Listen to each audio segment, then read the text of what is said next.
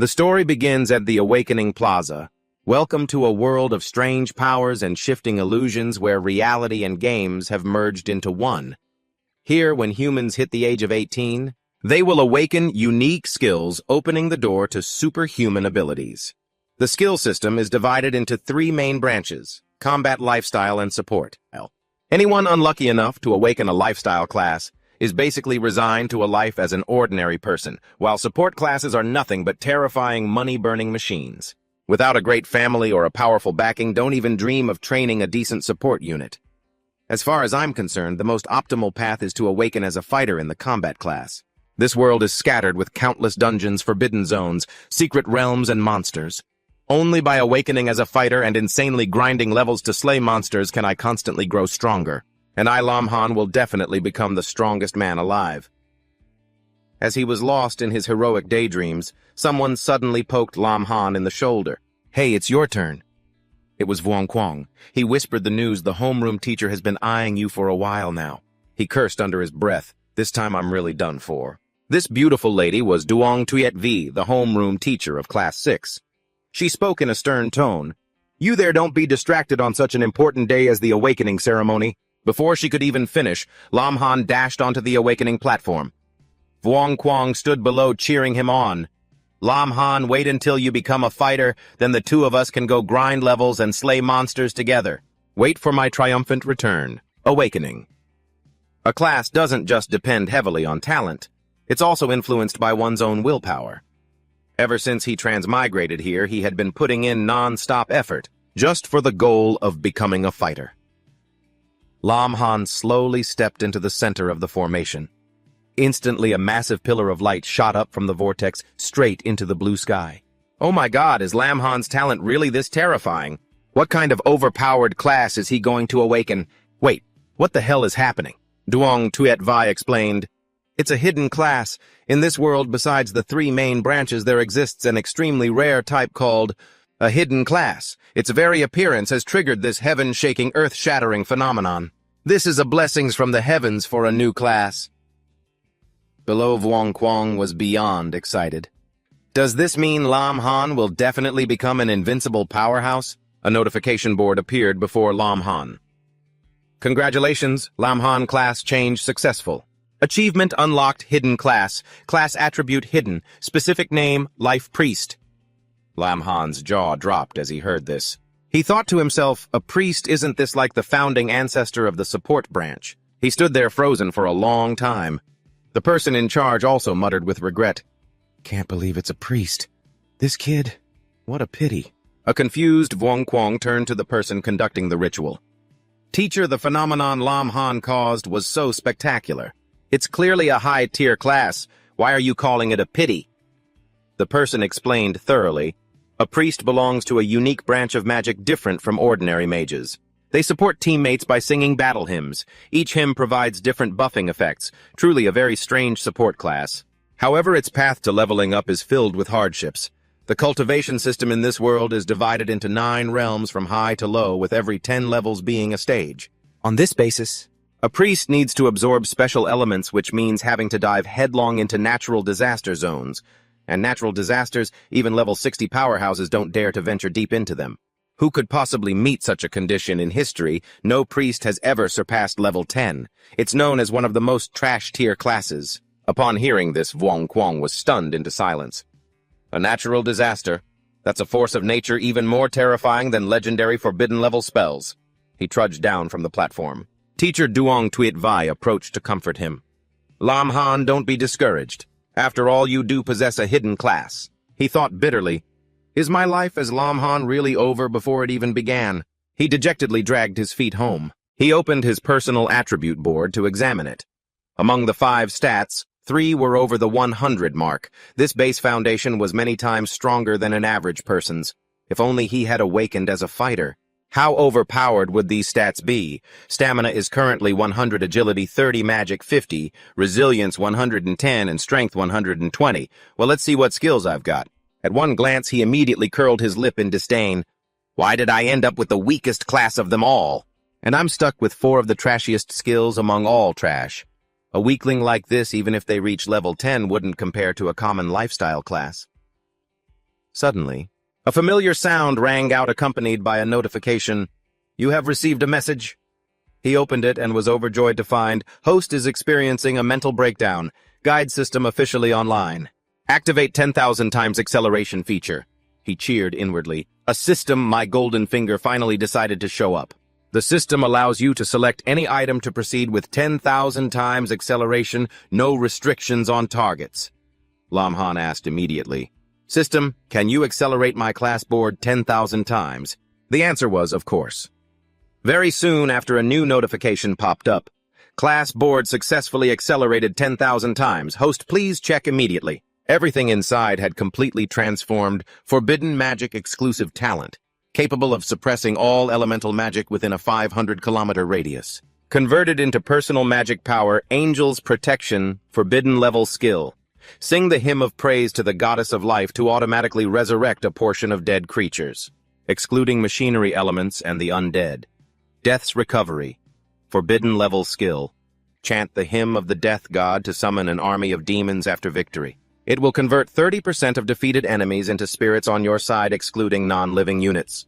The skill Forbidden Chant Goddess's Dirge applies 2 debuffs. It causes the opponent to have a 15% chance of unconditional surrender.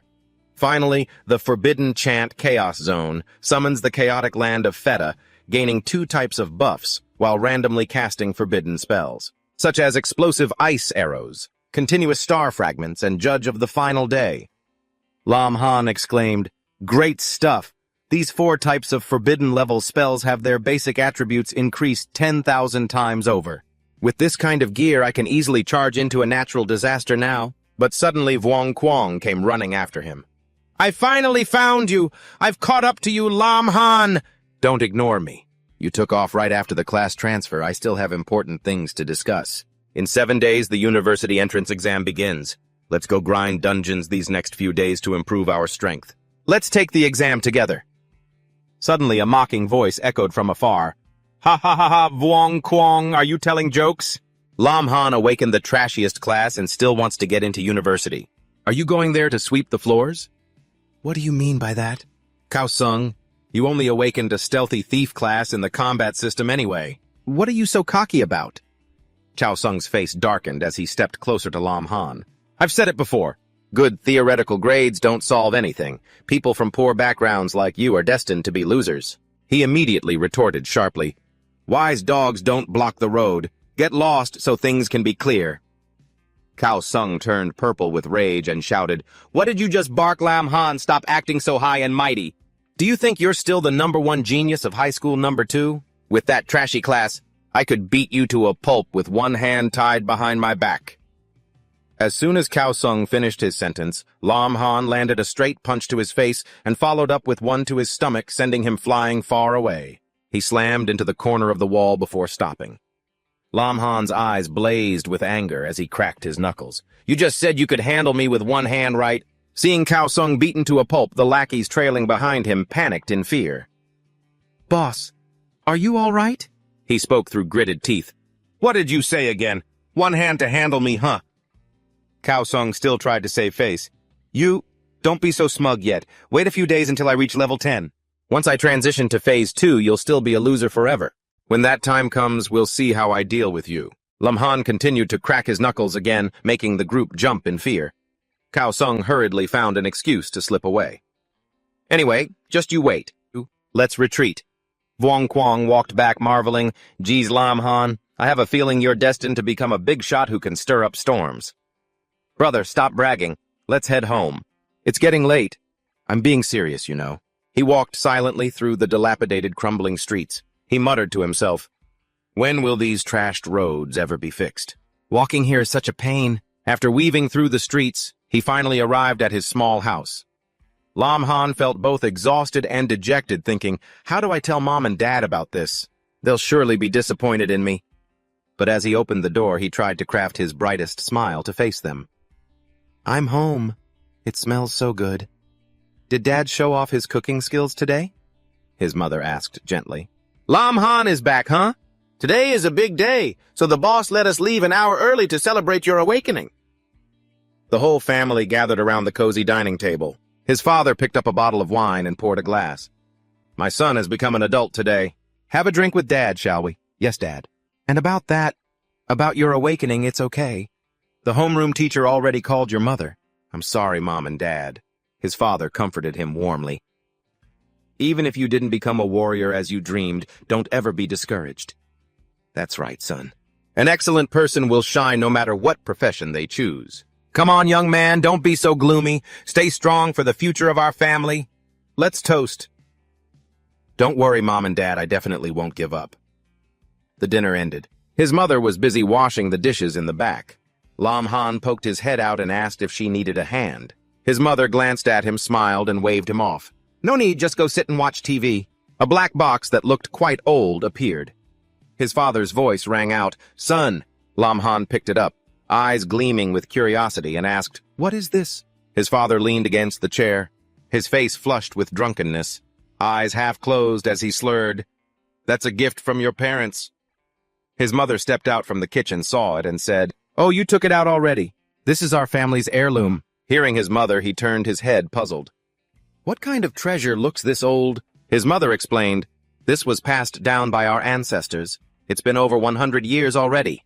Don't look at your old man looking so pathetic right now. Before things went downhill, we were a prominent family, you know. Are you really complaining while helping your old man walk? Someone help me hold him, son. Don't look at our family as poor right now. If you trace back 18 generations, our ancestors were real big shots. In his mind, he pictured someone holding a staff standing at the pinnacle. Now that we have you, you're a mage, so it's perfect tomorrow. I'll take you two out to start training. The clock struck nearly 10, and that old dusty box was finally opened. Lam Han happily held the mage staff wearing the robe. He thought to himself, I didn't expect a gold-tier mage set. As mid-tier equipment, the market price must be over 1 million coins, a dragon eye staff built for both attack and defense. Truly good stuff. The system notification popped up. Magic Defender Staff Rank Gold Description. Imbued with electric elemental effects can deal an additional 8% damage. 10% chance to trigger an additional electric shock damage. Next was the cloak. Magic Defender Robe Rank Gold Description. Once equipped, grants a layer of magic shielding. The shield can absorb health and block damage. Shield limit is 5% of health. His office lights were glowing bright. Lam Han loudly ordered the system, fast-track these 2 pieces of equipment for me. Upon hearing this, the system immediately replied, Understood. Please wait a moment. The system notified 2 pieces of equipment have been successfully boosted 10,000 times. Please check. The system displayed the notification, Staff of the Magic God Rank Legendary Description. Once equipped, grants a layer of magic shielding. The shield can absorb health and block damage. The shield limit is 100% of health. Lam Han's staff and robe transformed, turning a brilliant gold and increasing in power.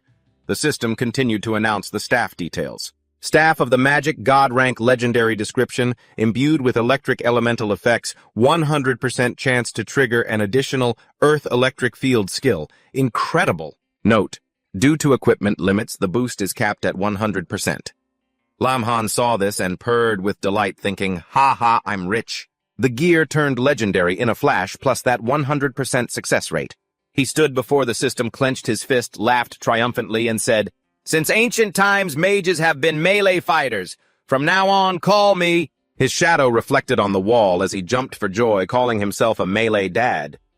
Lam Han sprawled out on his bed, looking at his phone, calculating that after level 10, he had to break through to the first stage. When breaking through, he absolutely had to absorb the source of an element. The system tipped him off that if he wanted to obtain an elemental source, he would have to charge into a disaster zone. He thought to himself, disaster zones, huh? Scrolling through his phone, he saw a netizen named Rich Advice comment. You're brave to go into a disaster zone. I respect you. You're a real man. I'll show you the way to the Sea Swamp Country. The Sea Swamp Country is formed by long coastlines and many volcanic islands. The shores there are teeming with monsters. Images of terrifying massive monsters flashed through his mind. Moreover, the sea gathers many storms, frequently spawning unimaginable natural disasters. Just then, a notification popped up on his phone. Wang Quang, a message was sent to you. The chat showed Wang Quang asking Lam Han to go level up together tomorrow.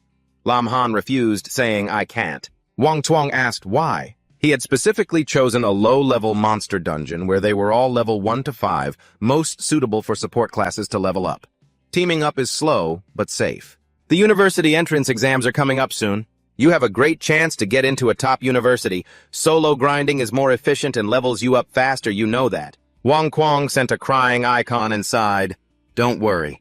My healer class might not be able to get past the first stage, but before level 11, running dungeons is no problem for me. Wait until you switch to the second stage, he continued. If you want to take me to fight mid-tier monsters later, I'm all for it. So is that a deal? After I hit the second stage, I'll go with you. Lam Han sent a cat icon shaking hands in agreement. After messaging, he secretly apologized. Brother, the sea swamp country is way too dangerous for someone like you who is only level 1. The phone clock showed 23:57, seeing that he said, it's already this late. Time to get some sleep.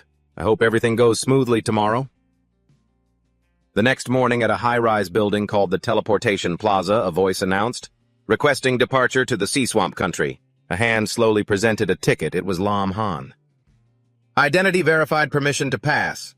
A large blue portal opened. Lam Han in his mage outfit, and the staff in his hand slowly stepped inside. Wish you a safe journey. His hand passed through the light curtain. Lam Han had crossed the portal to another world. Just as he stepped through, he saw a warning sign and tried to read it. It said, be careful when hunting monsters, don't make your family shed tears. Ahead lies the silver frost poison frog. Below stage 2, entry prohibited. Lam Han muttered, looks like this place is full of danger the moment you arrive. He looked at the sign and shuddered, feeling a killing intent from behind. Behind him at this moment, a massive figure loomed with vicious blood-red eyes staring right at him. The giant monster with ferocious eyes let out an earth-shattering roar. Lam Han jumped in fright, turned his head at the sound of the monster and gasped, what the heck is that? Just then, sharp green stones slowly appeared in the sky. The giant monster below looked up too. In the blink of an eye, thousands of sharp stones plummeted to the ground at extreme speed. Seeing this, Lam Han quickly conjured a protective shield. Just before those sharp stones could pierce him after dodging the deadly attack, Lam Han looked at his staff happily and thought, this shield is a real lifesaver. It truly deserves the title of legendary tier equipment. Witnessing the scene just now, the giant monster's eyes turned even redder, as if to say it was absolutely furious. From the shadows, its true form revealed a green frog with blood-red eyes. It let out a deafening roar that shook everything around it. Lin Han, standing inside his defensive shield, struggled to withstand the sound waves from the frog's roar. Lin Han clutched his head in agony, his face pale and dripping with sweat. He groaned that his head felt like it was about to explode. The system flashed a warning, host be careful. The defensive shield only blocks physical and magical attacks. It cannot prevent mental damage. Hearing this, Lin Han confidently swung his staff behind his back and snorted coldly, who do you think you're looking down on? He raised his staff high and it erupted with a brilliant golden light that made his cloak flutter. Magical runes swirled around him as he shouted, the fleeting stream of life, the traveler's allure, the wrath of the gods, the call of the spirits, the intent of evil, the order of all living things. O great God of chaos, I am your devout follower. A massive fireball appeared in the sky, tearing through the air at high speed. Lin Han shouted commandingly, Forbidden Domain Chaos! The orb slammed into the ground. It created a terrifying explosion, scorching the surrounding plants and flowers a deep, fiery red. Mysterious footsteps slowly approached. A man in a hat looked at a notification board and reported in shock to the minister that the magical energy readings across Mooncrest City had hit the maximum limit. The minister glanced over. After hearing the report, the man in the hat asked anxiously if the enemy was launching an attack. Hearing this, the minister frowned and explained, Mooncrest City is located at the center of the coastal defense line. There are over 10 protective cities surrounding us. If we were being attacked, those cities would have sent a warning long before now. Entering the command center, a soldier stood up and saluted the minister. Seeing this, he hurriedly ordered the surveillance screens to be opened. On the main screen, a bright red circle appeared in the center. The minister ordered them to confirm with headquarters and ask if any powerful figures could control the forbidden beast. The soldier replied, yes, sir. At that very moment, a red warning message appeared on the screen, danger magic energy approaching. A soldier in front of the screen was on the phone reporting to his superiors. We request that Mooncrest City be declared in a state of combat readiness. Quickly identify the origin of the magic power and await further instructions. Meanwhile, outside, violent tsunamis were rolling in, accompanied by lightning tearing through the sky. The loudspeaker blared, "Attention citizens, the city is entering a state of combat readiness. Level 1 citizens, please evacuate your homes. Move in an orderly fashion to the designated evacuation centers within the city." Brutal waves had begun to lick at the high-rise buildings. Everyone was terrified. Watching the horrifying scene before the tsunami could swallow everything, a golden shield suddenly appeared wrapping around and protecting the city. A robotic arm appeared to check if the protective layer was functioning normally. One person replied, "The first layer has successfully held. The danger behind us has been evacuated." Shouts rang out. Squads gathered awaiting orders ready to deploy. Above the skyscrapers, the sky was filled with terrifying lightning. Lin Han's system displayed his equipment list announcing that all rewards from this attack had been received. Lin Han looked at the system and smiled smugly. Even though it took a lot of experience to reach level 10, earning a whole bag of items like this is a good consolation prize. The system popped up. "Congratulations, host, you have received a skill book. Would you like to increase its speed 10,000 times? Hearing the notification, Lin Han's eyes lit up with excitement. "Oh, I even got this!" Of course, speed it up. The system displayed the info name, God's Grace. No chant required. Type skill book. Grade forbidden spell. Description. The user does not need to chant the skill. It can cancel all previous casting animations. Directly release the grace granted by the gods without needing anyone to pray. After reading it, Lin Han thought to himself, "This thing is truly arrogant, taking a life without even a single movement."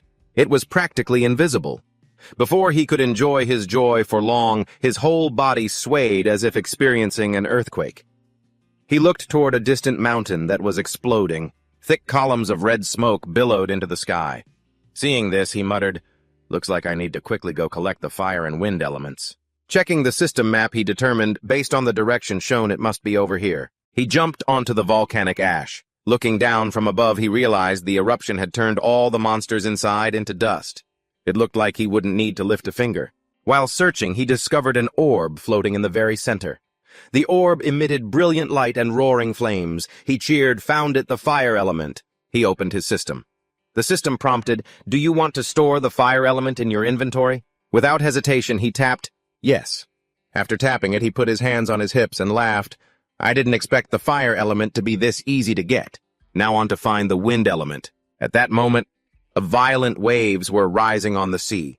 The water shook intensely, and the thunder in the sky roared back in response. Lin Han wrote his magic staff, Magic, and flew toward a giant whirlpool. A beam of light emitted from the center of the storm. He concluded, "According to the map's instructions, the element must be in here." He flew straight into the whirlpool. A powerful force created a massive hole in the center of the vortex. Water exploded and splashed everywhere as he split the water in two. He slowly approached the large, glowing orb in the center and joyfully cheered, "Found it!" The coastline appeared with the sun setting slowly over the land and sea. High-Track Lam Han is looking at the item list in the system, contemplating that this time he hasn't just harvested 2 elemental sources from the disaster, but also countless herbs and gear. If this haul hits the trading market, it'll surely bring in a fortune. Just then, a streak of light flashes across the sky and Lam Han's voice rings out loud. "Mission accomplished. Time to go home." The city's giant screens are broadcasting images of a massive tsunami as an emergency siren blares, announcing that the city is at a level 1 alert. All transit stations are temporarily closed. Everyone is asked to evacuate according to staff instructions and quickly head to the shelters. Lam Han has just stepped out of the portal. He sees total chaos and is confused, not knowing what happened, as crowds of people run in every direction. Screams of terror ring out. "It's all over! It's a tsunami! Move aside! Don't block the way! You're the one who needs to move! Why are you shoving?" Lam Han walks slowly with a bewildered expression, not understanding what's going on, while a staff member nearby apologizes. "The transit paths are closed now." Hearing this, he turns to ask confused, "Closed, but I just got back." The attendant says panicked, "Ah, you're certainly lucky then. Please, hurry to the evacuation point with me."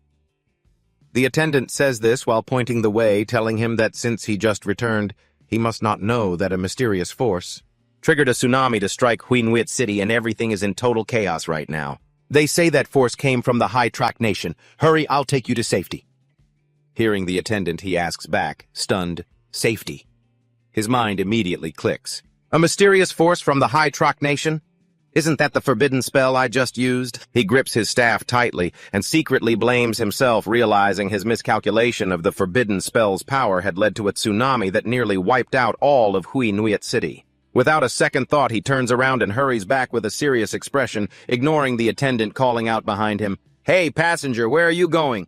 Hey!" Meanwhile, in Hui Nuit City, a massive green shield is stretching out to protect everything, and above the wall of life, people are pouring out all their strength. To maintain the city's defense, a soldier below shouts loudly, "Reporting to the minister, the situation is dire."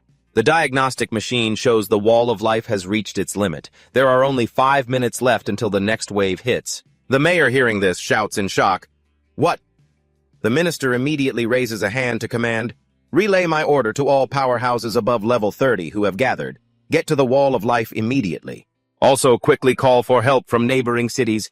Hui Nuit needs it urgently. Do not delay." The soldiers beside him hear the order and shout in unison.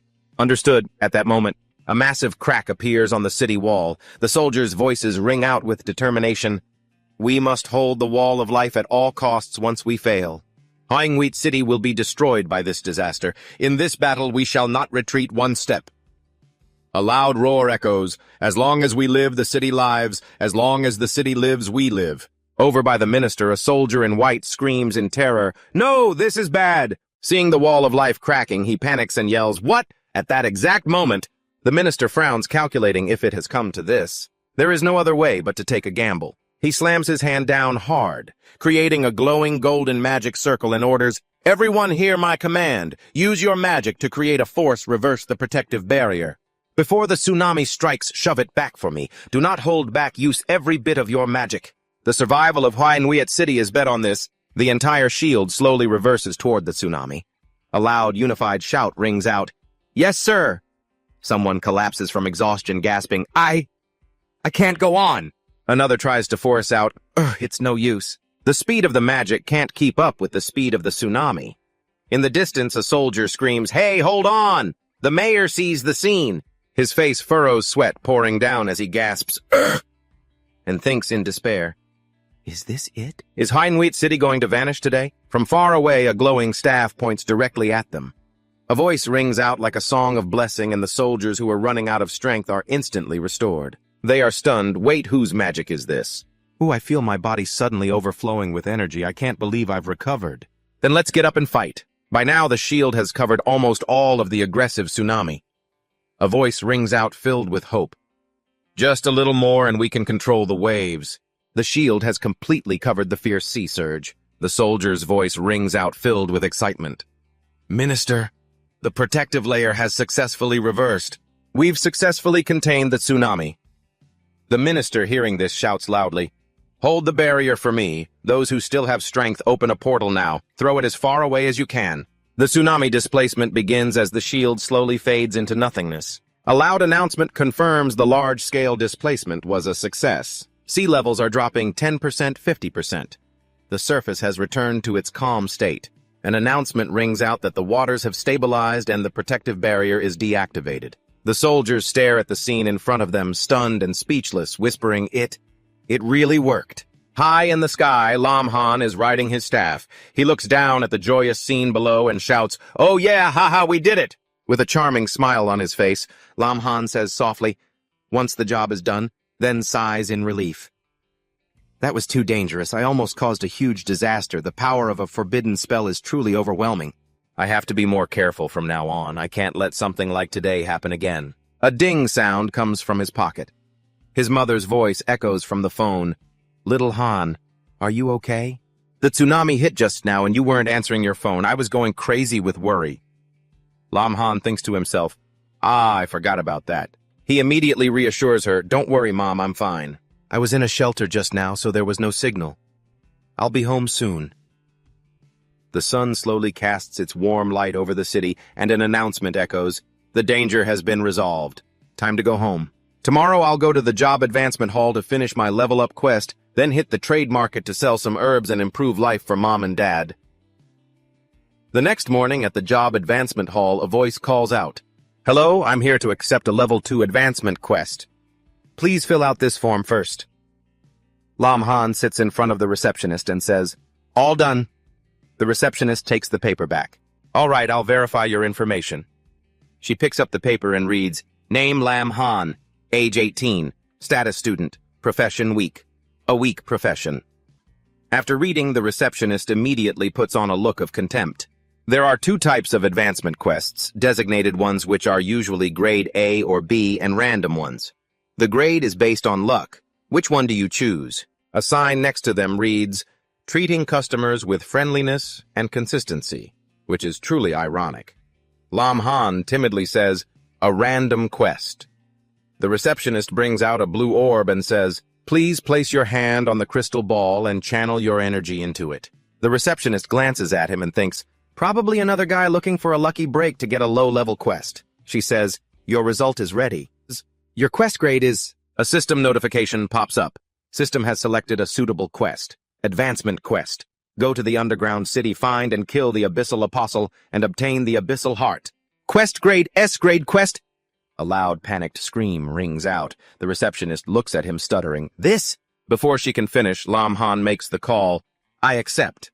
The receptionist lunges toward him and yells, "Hey, I recommend you pick again. For a weak profession, an S-grade quest is basically the same as walking to your death." Lam Han breaks into a cold sweat but remains firm. "It's fine. This quest will do." A voice says helplessly, "Fine, I'll process the quest for you then." The computer screen lights up. The mouse clicks on Accept. On the city's information board, a long list appears clearly stating the quest name, Abyssal Apostle. Requirements: go to the underground city, exterminate the Abyssal Apostle, obtain the Abyssal Heart. Grade S, recipient Lam Han, profession Life Priest, level Stage 1, level 10. Everyone nearby is shocked and starts whispering, "Who is this guy? He actually dared to accept such a dangerous quest. A Life Priest never heard of that. Could it be a hidden profession?" The receptionist's voice rings out, "Quest accepted successfully. Good luck to you." From behind him, a group of tough-looking guys steps forward. They look at Lam Han and call out, "Hey, pink-haired kid over there." A guy with a blue armband says, "Heard you accepted an S-grade quest. Team up with us. I guarantee you'll finish the quest easily." The bald guy looks at Lam Han with a smirk and asks, "What do you say?" Three thugs approach him, looking at him with disdain. The bald guy in the middle, who seems to be the leader, tries to lure him in. "Team up with us and I guarantee you'll complete the quest." Seeing this, he finds them extremely annoying, so he frowns and waves his hand in refusal. "Sorry, not interested. I prefer being alone." Hearing this, the leader is surprised, then turns furious and yells, "You little brat!" He glares, raises his fist, and shouts, "If you won't drink the toast of friendship, then you'll drink the wine of punishment." Faced with his irrationality, Lam Han frowns in annoyance, turns around and kicks him straight in the face. Everyone around sees how powerful he is, and their eyes go wide as they whisper in confusion, "Are you kidding? This is a weak profession? That force is stronger than a normal warrior. What a terrifying monster." Over by the leader, his two henchmen see their boss getting overpowered like that, and anxiously run over to ask, "Boss, are you okay?" Feeling humiliated and miserable for being beaten by a mere kid, he growls, "Damn it, beaten down by a weakling. I will definitely make you pay for this." One of the two henchmen eagerly says, "Boss, should we beat him up?" Faced with his subordinate's stupid question, the leader hits him on the head and scolds, "Is your brain filled with water? You can't just start fights in the city." The other henchman stands there, speechless, having to take the hit as well. The leader's face darkens and he sneers, watching the back of Lam Han as he walks away, thinking, "If I can't do it in the open, I'll play dirty. Kid, eventually I'll make you kneel and beg for mercy." At the trade market, Lam Han walks inside and asks the clerk, "Hello, I'd like to sell some equipment." The clerk sees a customer enter and smiles warmly. "Of course. Please follow me to room 2201. The receptionist welcomed him warmly. "Have a seat, please. May I ask what equipment you're looking to sell?"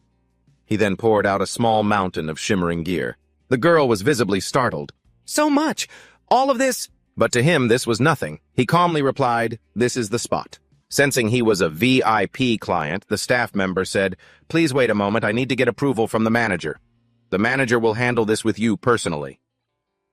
A few minutes later, a well-dressed man walked up and said, "Master Lin, have you been waiting long?" He looked at him with a smile and greeted him, Greetings. I am the manager of the trading district for Huingwiet City. My surname is Lu, a level 46 appraisal master. Hearing level 46, he was genuinely surprised. Wow, I didn't expect a level 46 appraisal master. This trading district really lives up to its name as one of the most powerful guilds in the world. Truly hidden talents everywhere. Shortly after, the manager looked at the pile of items he had pulled out and said skillfully, Master Lin, you are certainly generous to bring out so much equipment at once. I have just taken a look at this pile of common equipment. I can offer you 23 million. That is truly a fair price. Next, he placed 2 small swords on the table that looked quite unique and asked, And what about these 2? The manager looked at the 2 short swords, picked them up to examine them, and said, Master Lin, just a moment, let me check. Adjusting his glasses, he solemnly chanted, Noble appraisal god, grant me the power to inspect all things. I shall honor you with the utmost respect. May you bless your follower to see through all things. After the appraisal was finished, he squinted with a smile and said, Master Lin, I have finished appraising these 2. They seem to belong to a set. Though not the complete set, they are indeed legendary grade. If you agree to sell, I can offer 140 million. Hearing such a staggering price, he nodded immediately. The manager then handed him a black card and said, This is the VIP black card of our trading industry. For any transaction in any city, you will always receive the highest level of treatment. He took the black card and replied happily, Thank you, Manager Lu. As he headed toward the exit, he said to the manager, By the way, I also want to buy some skill books. Hearing this, the manager replied enthusiastically, Of course, certainly. Once the transaction was complete, he strode out confidently and opened his system menu. System, help me level up quickly. Looking at his skill board, he muttered with satisfaction, Very good. Now no danger can get close to me. Time to go do that underground city quest. Upon reaching the underground city intelligence center, the staff handed him a map and said, Sir, this is all the information on the Abyss Apostles in the vicinity. Welcome. He took the map and headed inside, thinking to himself, This underground city used to be crawling with monsters. I never expected it to be so bustling now. Suddenly he sensed killing intent. Killing intent. It's not strong, just small fry. I won't worry about it. Finding the Abyss Apostle comes first. As he walked behind the wall, the figure of the bald man from earlier appeared smirking maliciously, as if he had evil intentions. Deep in the abyss. Apostle's territory, he told himself. According to the map, this is its latest location. Suddenly, the shadow of a giant monster appeared, stomping on the ground, startling him. Seeing an intruder in its territory, the monster let out a thunderous roar. Seeing the monster, he couldn't help but complain, You're hideous, so ugly, I'm just gonna have to end you. He then cast a spell, striking it with a bolt of lightning, charring the monster into a slab of meat. Just as he was sure it was over, the monster unexpectedly restored its original form and lunged at him in a rage, swinging its fist. Seeing the crushing blow coming right in front of him, he quickly leaped back quite a distance, frowning and grumbling.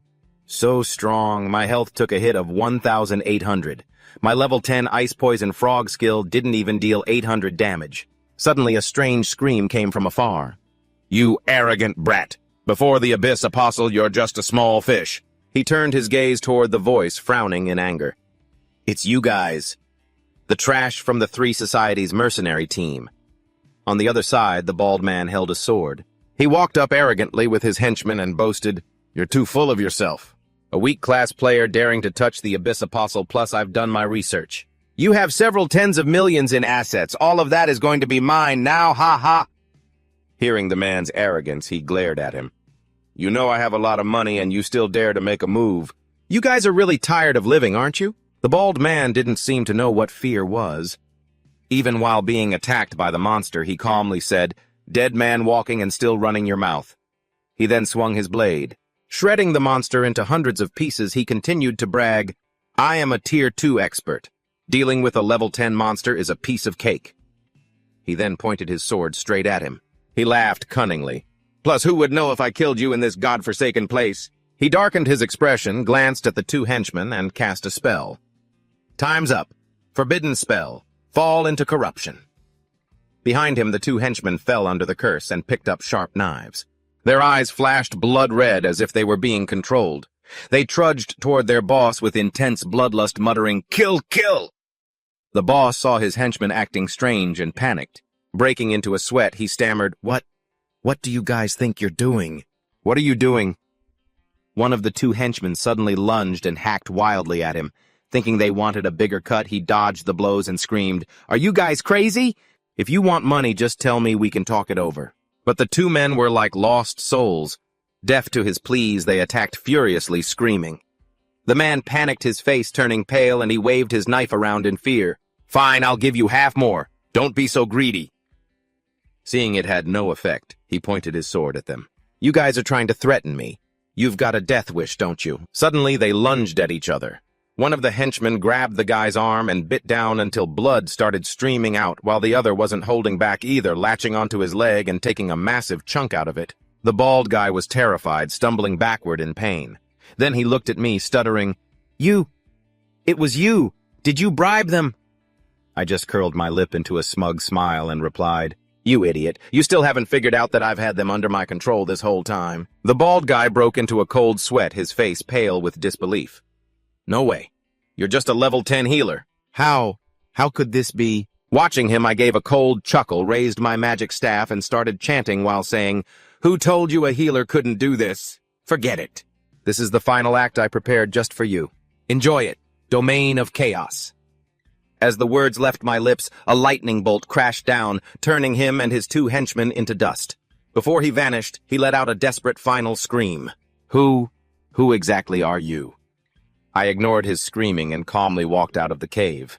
Unlike the gloomy atmosphere inside, the sun outside was shining brightly, as if welcoming me back. Suddenly, a ground-shaking roar echoed from behind. I turned around to see the cave collapsing completely. Staring at the scene, I couldn't help but sigh. Didn't I use a forbidden spell? Is this underground city made of tofu or something? Why is it so fragile? The scene shifts to the Yaoyue Magic Monitoring Department, where an employee stares at the screen mouth, agape. Oh my god, what is happening? A loud crash came from outside. A well-dressed man looking like an executive stormed in furiously, shouting, What is it this time? The employee dodged quickly. He pointed at the screen, which was flashing red, and stammered, A terrifying energy surge is coming from the underground city. I'm afraid it's a forbidden spell. The city could collapse at any moment. The executive slammed his hand on the desk, leaving a dent, and roared, Damn it! Does this powerhouse have nothing better to do with their time? First a tsunami. Now they're trying to flatten the entire underground city. What the hell is that guy even trying to do? The employee heard him and stuttered, So, what should we do now? The executive gritted his teeth and ordered, Call the mayor immediately! What are you standing there for? He grabbed the phone and reported, Mayor, the underground city is on the verge of collapsing at any moment. It's about to collapse. For the safety of all our classes, we must evacuate immediately. The mayor heard the news and replied, startled, I understand. I'm authorizing you to organize a rescue team. Act now. Hurry, hurry, hurry. The executive looked angry but stayed professional. Yes, sir. But Chief, this happened right when the students just awakened. I'm afraid it's not that simple. Don't worry, I'll report this to the higher-ups and ask for support from a supreme powerhouse. You just focus on saving the people. Tanho, the future of Yaoyue City is in your hands. Once finished, Tanho shouted, All units assemble, move to the underground city. Hearing the order, the entire squad in uniform rushed out of the room, heading straight for the scene. The scene shifts inside the underground city, where people were fleeing in a panic. Someone screamed, Run! The underground city is collapsing. Seeing that the situation was dire, I told myself, no, this can't happen. If these people die because of me, I'll feel guilty for the rest of my life. Thinking of that, I continued casting the forbidden spell, Guardian Angel. This was a forbidden spell capable of automatically reviving flesh and blood creatures that had recently died, though it didn't work on elements or undead. As the spell activated, green light instantly lit up across the entire city. Someone who thought they were done for suddenly jumped up dazed, asking himself, Wait, I'm not dead. At this moment, the squad led by Tanho finally arrived to rescue them, shouting, Hurry time is life. While rescuing a victim, the person whispered, Just now, I think I saw an angel, she was so beautiful. Tanho didn't seem to care, just looking into the distance, gritting his teeth. That blasted powerhouse. Don't let me catch you or I'll show you what I can do. I slipped past him and was terrified to see him fuming with rage. In my head, I chanted, You can't see me! You can't see me! I'm screwed. This was a huge mistake. I need to finish my job change and clear out of here fast. At the job change center, I rushed to the female employee and said eagerly, "Miss, I finally found you. Let's get started right away." The employee, seeing that I was handsome, turned bright red and stammered, "Here. Right now? No way, I'm not mentally prepared yet." Realizing she had completely misunderstood, I quickly held up the power measurement orb, smiling awkwardly. "I just want to change my job. Don't make things so awkward, please." The employee was stunned, then turned beet red and said, "Huh, I didn't expect you wouldn't be interested in my beauty, you jerk. Wait, you already finished the Abyss Apostle quest. That fast." People around us heard that and were shocked. "You're kidding, right? The Abyss Apostle just appeared and it's already been defeated." Everyone nearby jumped in shock, thinking, "Are you kidding me? The Abyss Apostle just showed up and already got beaten." "What kind of monster is this guy?" Someone marveled. "He must be a hidden master groomed by some major family." "Inscrutable," he thought, feeling like screaming inside. "Stop complimenting me, I don't want any attention at all." But on the outside, he just scratched his head and gave a goofy smile to cover it up. No way, I just got lucky. I just happened to run into two masters fighting and managed to snag a piece of the action." The onlookers frowned, some even pulling at their hair in jealousy. "This kid is so damn lucky. When will I ever find someone to carry me like that? I want to jump on that bandwagon too," he thought, seeing that his cover-up worked. He secretly thought, thank goodness. Having dodged that bullet, he turned to the clerk and urged, "Beautiful, could you please rush my promotion process? I'm in a huge hurry." The clerk turned up her nose haughtily. Fine, let's go get you promoted." After it was done, he felt ecstatic looking at his system stats. As expected, the second promotion is on a whole different level compared to the first. It's like night and day. System boost this 10,000 times for me. Feeling the abundant magical energy in his body, he was thrilled. This is amazing. This is the ultimate defensive and evasion skill. I've got to find a better dungeon to farm gear next time. As soon as he stepped outside, he saw people running around in a panic, their faces full of urgency. He grabbed a random guy and asked, "Hey bro, what's going on? Why is everyone acting so crazy?" The guy replied in fear, "This time it's for real. Minister Tonho suspects a supreme-level powerhouse has appeared, and he's interrogating everyone one by one. The pressure is terrifying." Hearing Tonho's name, he broke into a cold sweat and lamented internally. "Good thing I just finished my second promotion. He's looking for a supreme-level powerhouse. Who would ever suspect that a supreme-level powerhouse could be related to a kid who just hit his second promotion like me?" Suddenly, the large screen broadcast an announcement. "Attention! Everyone starting today, the underground city will be locked down for repairs. Furthermore, for safety reasons, no one is allowed in or out." Watching Tonho make the announcement on the screen, he was heartbroken. If they don't let me leave the city, where am I supposed to get materials for the third promotion? Lam Han turned into an association. "Walking while calculating, I'm under house arrest now. Can't go out to look for materials. The only way is to find Director Liu and try my luck." Seeing him arrive, Director Liu was as happy as if he'd struck gold and greeted him warmly. "Lam, I didn't expect to see you again so soon." "Quick, have a seat." A female employee quickly placed a cup of hot tea in front of him. "Mr. Lam, please enjoy your tea." Director Liu pulled out a catalog and introduced it. "This is our list of goods. Mr. Lam, just pick whatever you like and I'll give you a 10% discount." Lam Han closed the book, took a sip of tea, and stated, "Get me 20 sets of each and 10 magic scrolls." Placing the book on the table, he lowered his voice. "Oh, and Director Liu, I want to ask for some information." Director Liu patted his chest in assurance. "Mr. Lam, don't worry.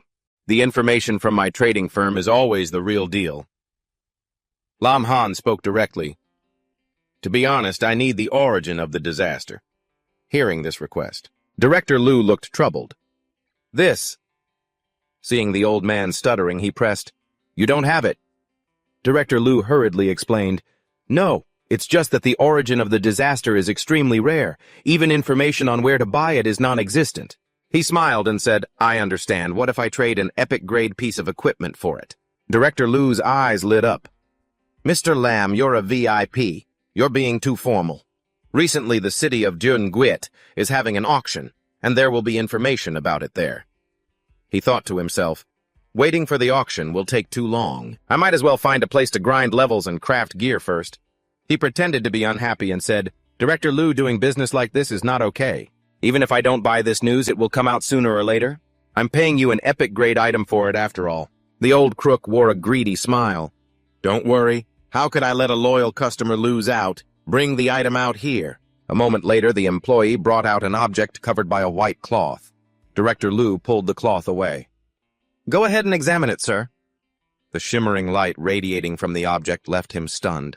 He couldn't help but exclaim, "It's so bright, could this be?" The object revealed was a round sphere.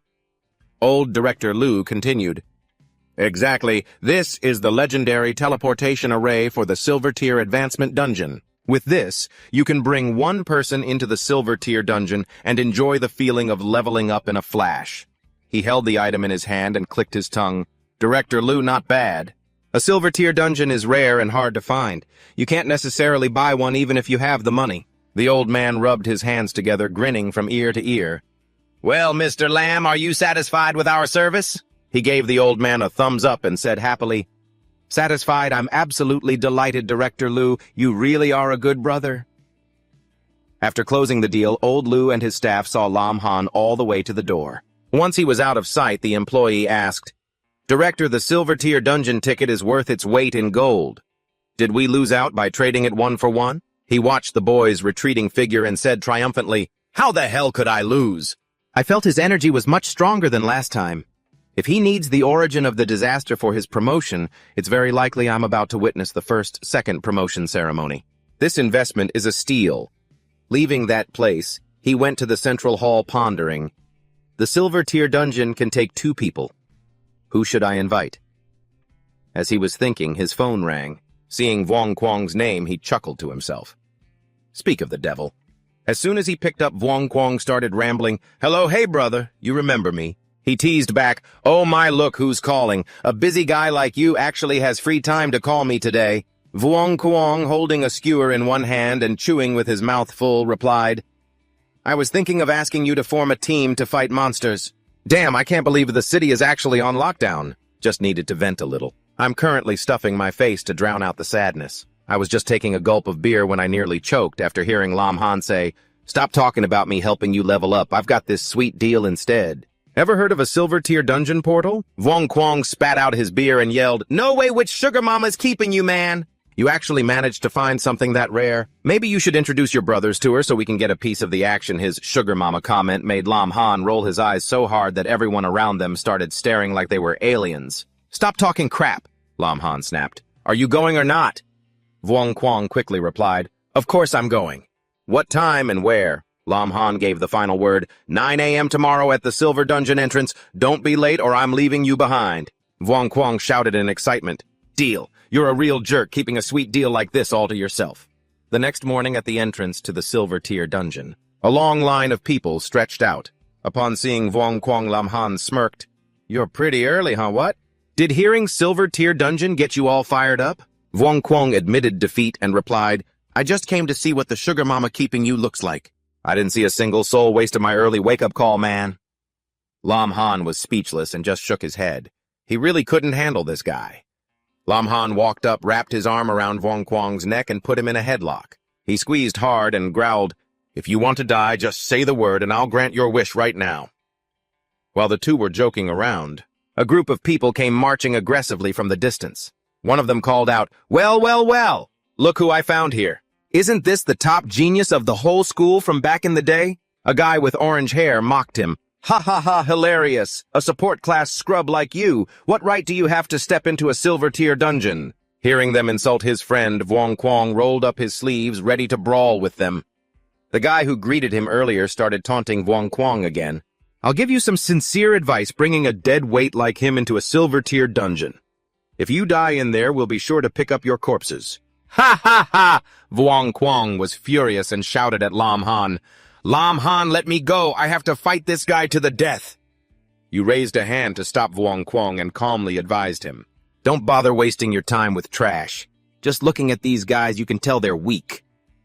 Hearing that the guy lost his temper and barked, "Trash! You better watch your mouth. I'm a second awakening master." Wait, the previous line was part of the dialogue correcting flow. "Trash! You better watch your mouth.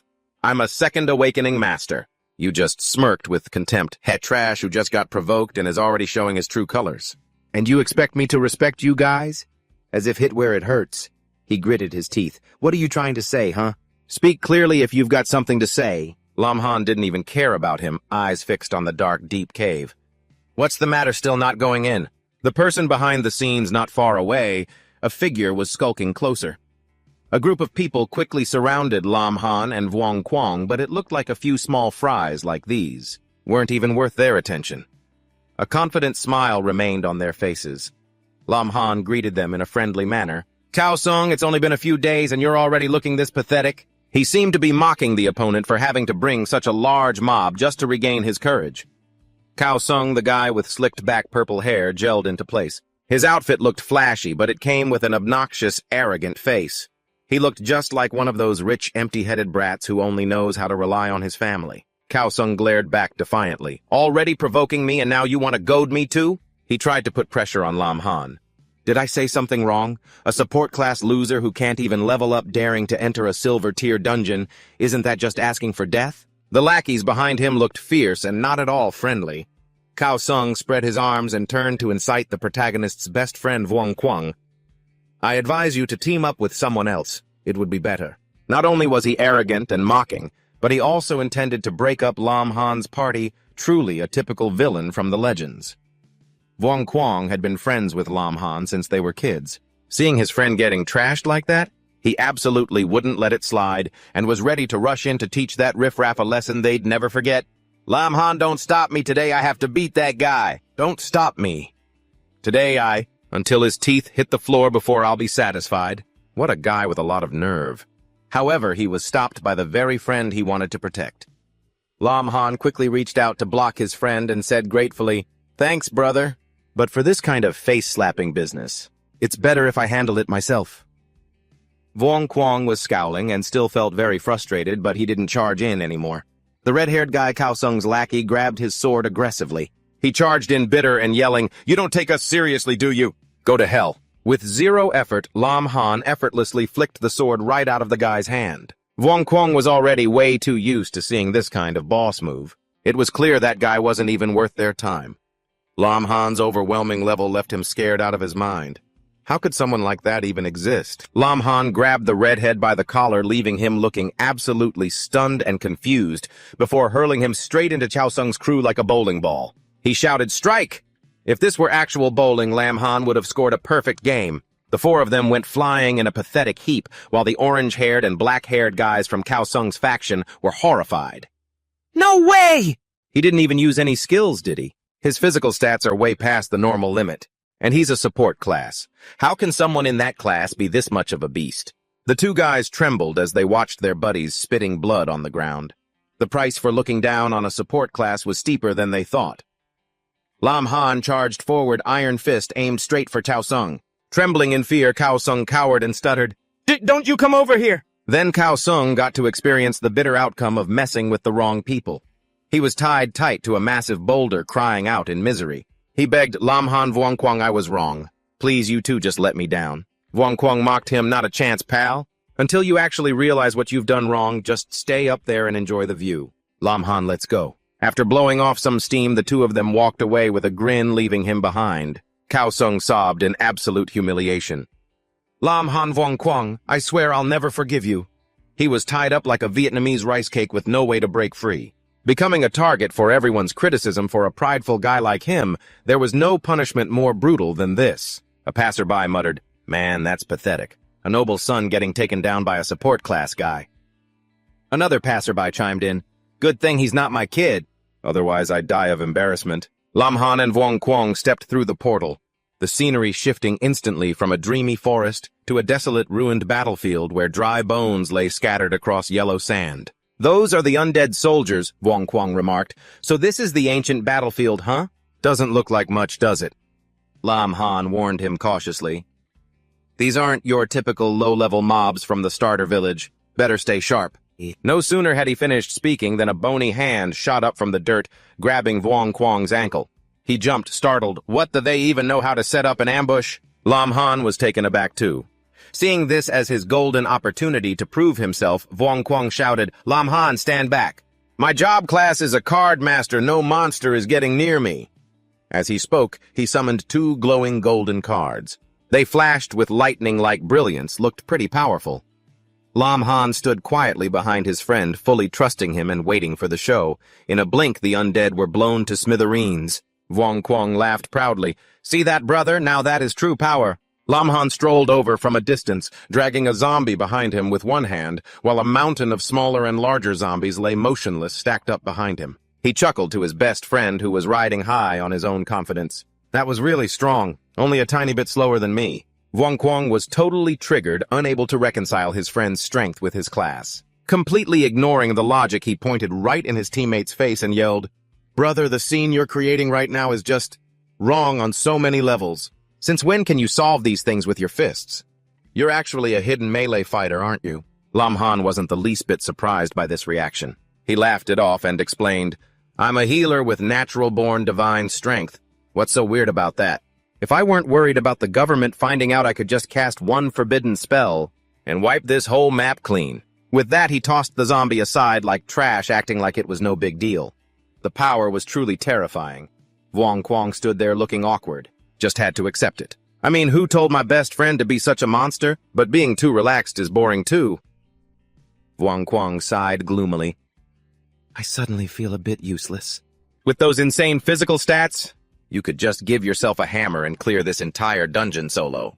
Seeing the team's morale dropping, Lam Han put an arm around his friend, smiling as he said, "All right, stop moping around. Let's pick up the pace and level up. And you take care of clearing the path ahead, and I'll cover the rear." Vuong Quang quickly perked up, placing a hand on his chest with confidence. "No problem, just leave it all to me." Vuong Quang immediately began casting his spell. Eyes shut tight, arms spread wide, chanting under his breath. "Divine thunder cleanse these sinners of their sins." Mystical brown cards instantly appeared around him, and his magic bombarded the skeletons, making them scream in agony amidst the fierce lightning bolts. The strikes kept coming down.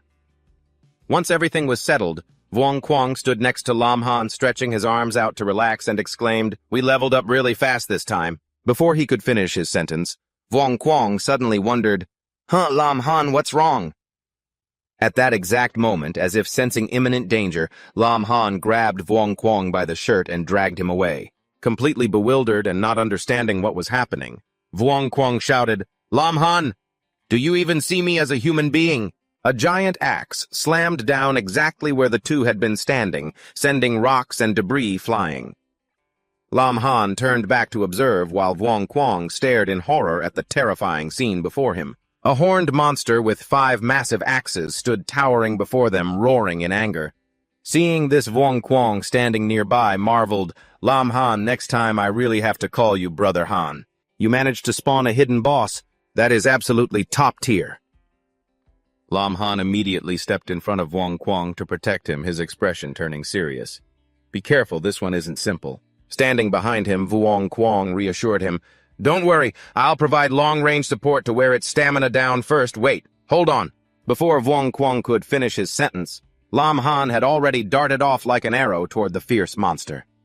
Vuong Quang stood behind, flailing his arms around and shouting loudly, "Are you kidding me? Hey, hey!" Lam Han and the horned monster were now locked in a fierce battle. The monster's axe blade bore down with the force of 1,000 pounds. He used his magic staff to parry the blow and shouted back, "What are you standing there for? Hurry up and use your magic to attack." Immediately, Vuong Quang's magic circle appeared above the monster's head. The monster roared "Gruah," and a powerful attack sent Lam Han reeling backward. He tried to brace himself as Vuong Quang saw the critical situation and shouted, "Lam Han, hurry back here. I've got this guy almost out of health. I'm about to unleash my ultimate move to finish it off." The monster had been so severely wounded it was spewing blood. It went into a frenzy, swinging its axe wildly, cutting down the surrounding trees with its sheer force. Swooshing through the air, Lam Han suddenly plunged down from high above, staff in hand, like an angel. The crowd was sweating bullets, gasping in disbelief. "Holy cow, he's fast, I can only see after images."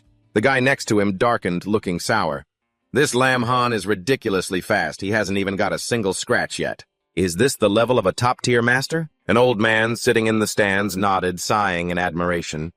"Such incredible physical stats and lightning-fast reflexes. And yet he's a healer. That's so interesting. And honestly, so infuriating." Back to the arena, that guy Cao Sung was panting, his limbs trembling and drenched in sweat. "No way! How can you dodge all my attacks?" Hearing him whine, Lam Han just shrugged indifferently. "That lightning speed you're so proud of, in my eyes, it's slower than a turtle." Below, a guy laughed out loud and pointed straight at Cao Sung. "Why so quiet now? You were barking so loud a second ago, now you're dead silent. I'm not used to this. Cao Sung, furious, pointed a finger at Lam Han. Ref, check him sneakily, report him. This guy's definitely on some kind of PEDs. Seeing his arrogant attitude, the referee got hot-headed, pointed straight at him and barked, "That's enough! Under my watch, no one cheats. If you're out of tricks, I'm calling a loss for you." Hearing this, he jumped up in a rage, starting to channel his internal energy to unleash a killing blow. "No, I haven't lost. I still have my trump card." With that, he aimed his sharp blade straight at him and screamed, "Eat this." He lunged his blade, spinning rapidly in a spiral attack. "Lam Han, you're finished!" Seeing him pull his ultimate move, Lam Han immediately got into a defensive stance. Suddenly, the referee lunged in, signaling a stop and blocking Cao Sung's attack. The situation looked extremely serious, seeing that he frowned, seeming to understand the problem. Cao Sung, looking as clueless as a cow wearing a hat, jumped off the arena and started blaming the ref. "I had him. I was about to win. Why the hell did you stop me?" The referee glared daggers at him, frowning angrily. "If I hadn't stepped in, you'd have been skewered through the heart and died right there." "What? Do you want to get a taste of being knocked right off the planet?" Hearing that, Cao Sung felt his legs go weak and collapsed helplessly to the ground. The referee loudly declared, "The winner is Lam Han." That guy, Vuong Quang, looked at him full of resentment, refusing to accept it. He rushed over, pointed his sword at him, and screamed, "No, I don't accept this!" Before he could finish, he unleashed a lightning-fast counterattack, delivering a godlike punch that sent him sinking deep into the ground, cracking the arena floor. Looking at the pathetic loser on the floor, he frowned. "You don't know your own limits. I clearly let you off, yet you still want to choose death." Seeing this, the referee's eyes went wide. With that kind of raw strength, he's really a healer. Hearing that, he winked confidently. "The real deal, guaranteed quality, no returns needed." He looked at Vuong Quang, who was flattened on the ground, frowned, and stepped on him contemptuously. "Get up. Stop playing dead. I barely touched you. Aren't you humbled yet?" After that, 2 medics came over, loaded him onto a stretcher, and hauled him away. Feeling humiliated and ashamed, he raised his fist and screamed in despair, "Lam Han, a man's revenge is never too late. Even if it takes 15 years, I will definitely defeat you." Stepping off the arena, Vuong Quang laughed heartily and slapped him on the shoulder hard. "You're truly my ride-or-die brother.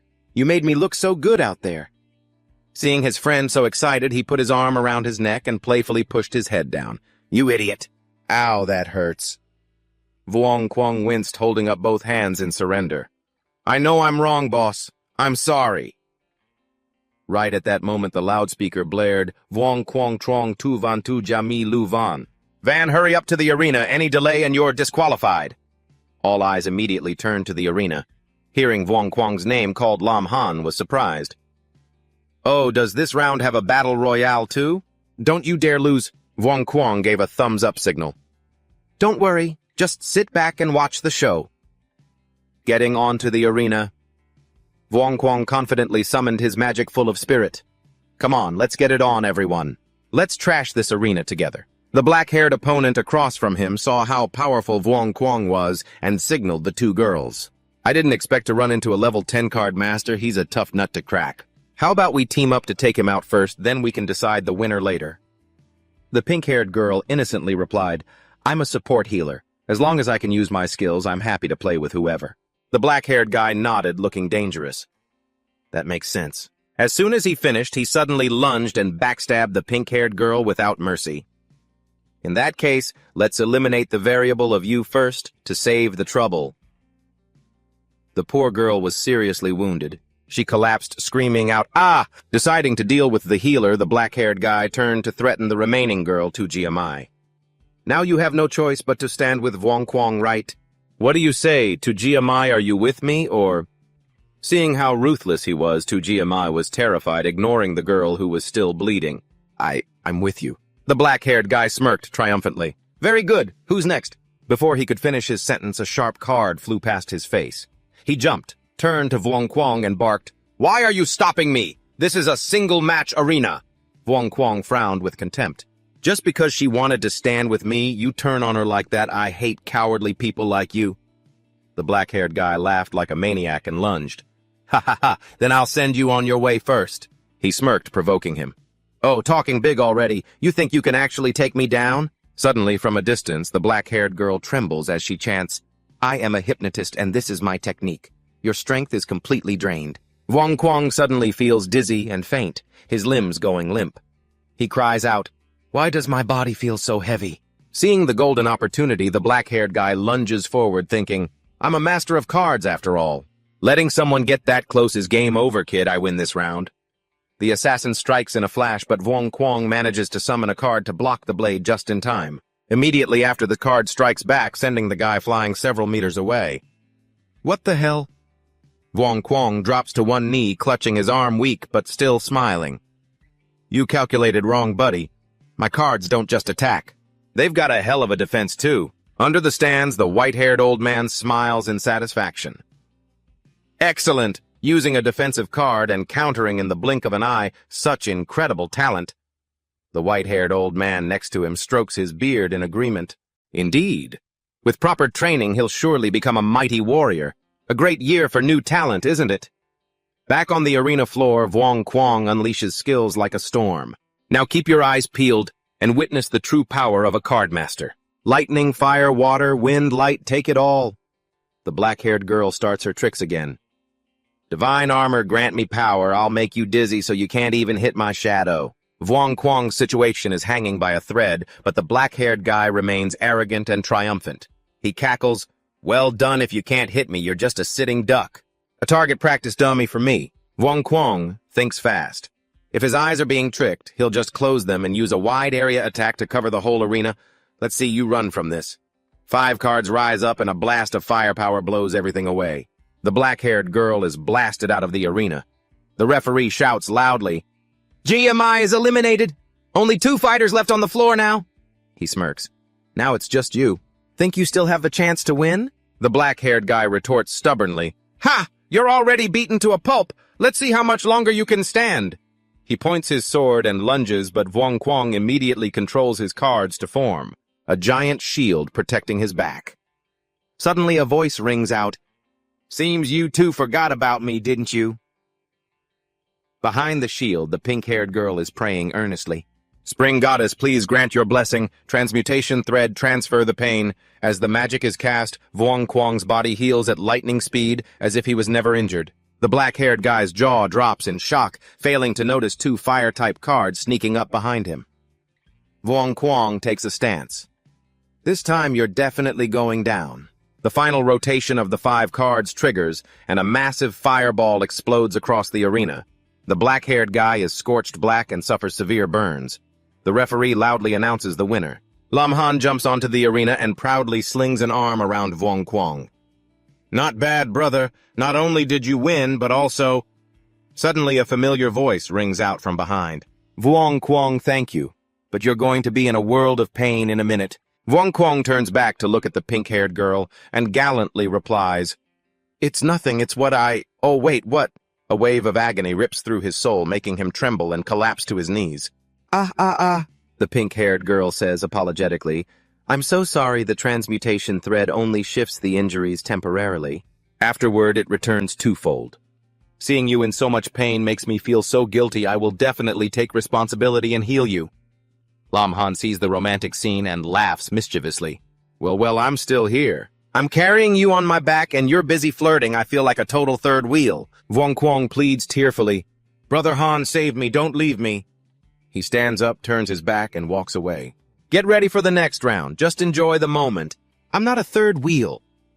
The pink-haired girl's face turns bright red while Wang Kuang stammers in despair, No, don't talk nonsense. We're just— Hey, get back here, you jerk." An hour later, the referee announces loudly that the second round has officially begun, featuring contestants Lam Han, Trungba Tiandole, and Hosin. At the same time, the contestants step onto the stage one by one. In the tense atmosphere, one of the 3 opponents speaks up, "Lam Han, you are indeed very strong because of that. The 3 of us have reached a decision. We will eliminate you first, then settle who's the winner among ourselves." He hears this and laughs, looking quite amused. "You guys aren't capable of that, are you?" Lam Han stands tall in the center, surrounded by the trio Trungba, Tiandole, and Hosin. The 3 of them shout in unison, taking a defensive stance. "Then here we come." Du Lo reaches out and shouts, "Venerable archer god, grant me the power to pierce all things." As she speaks, a brilliant glowing golden bow appears in her hand. She pulls the bowstring taut, aiming directly at Lam Han. He calmly observes and evaluates, then says, "I didn't expect a rare class like an archer. It's just a shame." He squints confidently. "With my speed, I have plenty of room to dodge your attack." Dulé doesn't flinch hearing that, she just sneers. "Then let's see if you can dodge a wide area attack." With that, she releases the bowstring.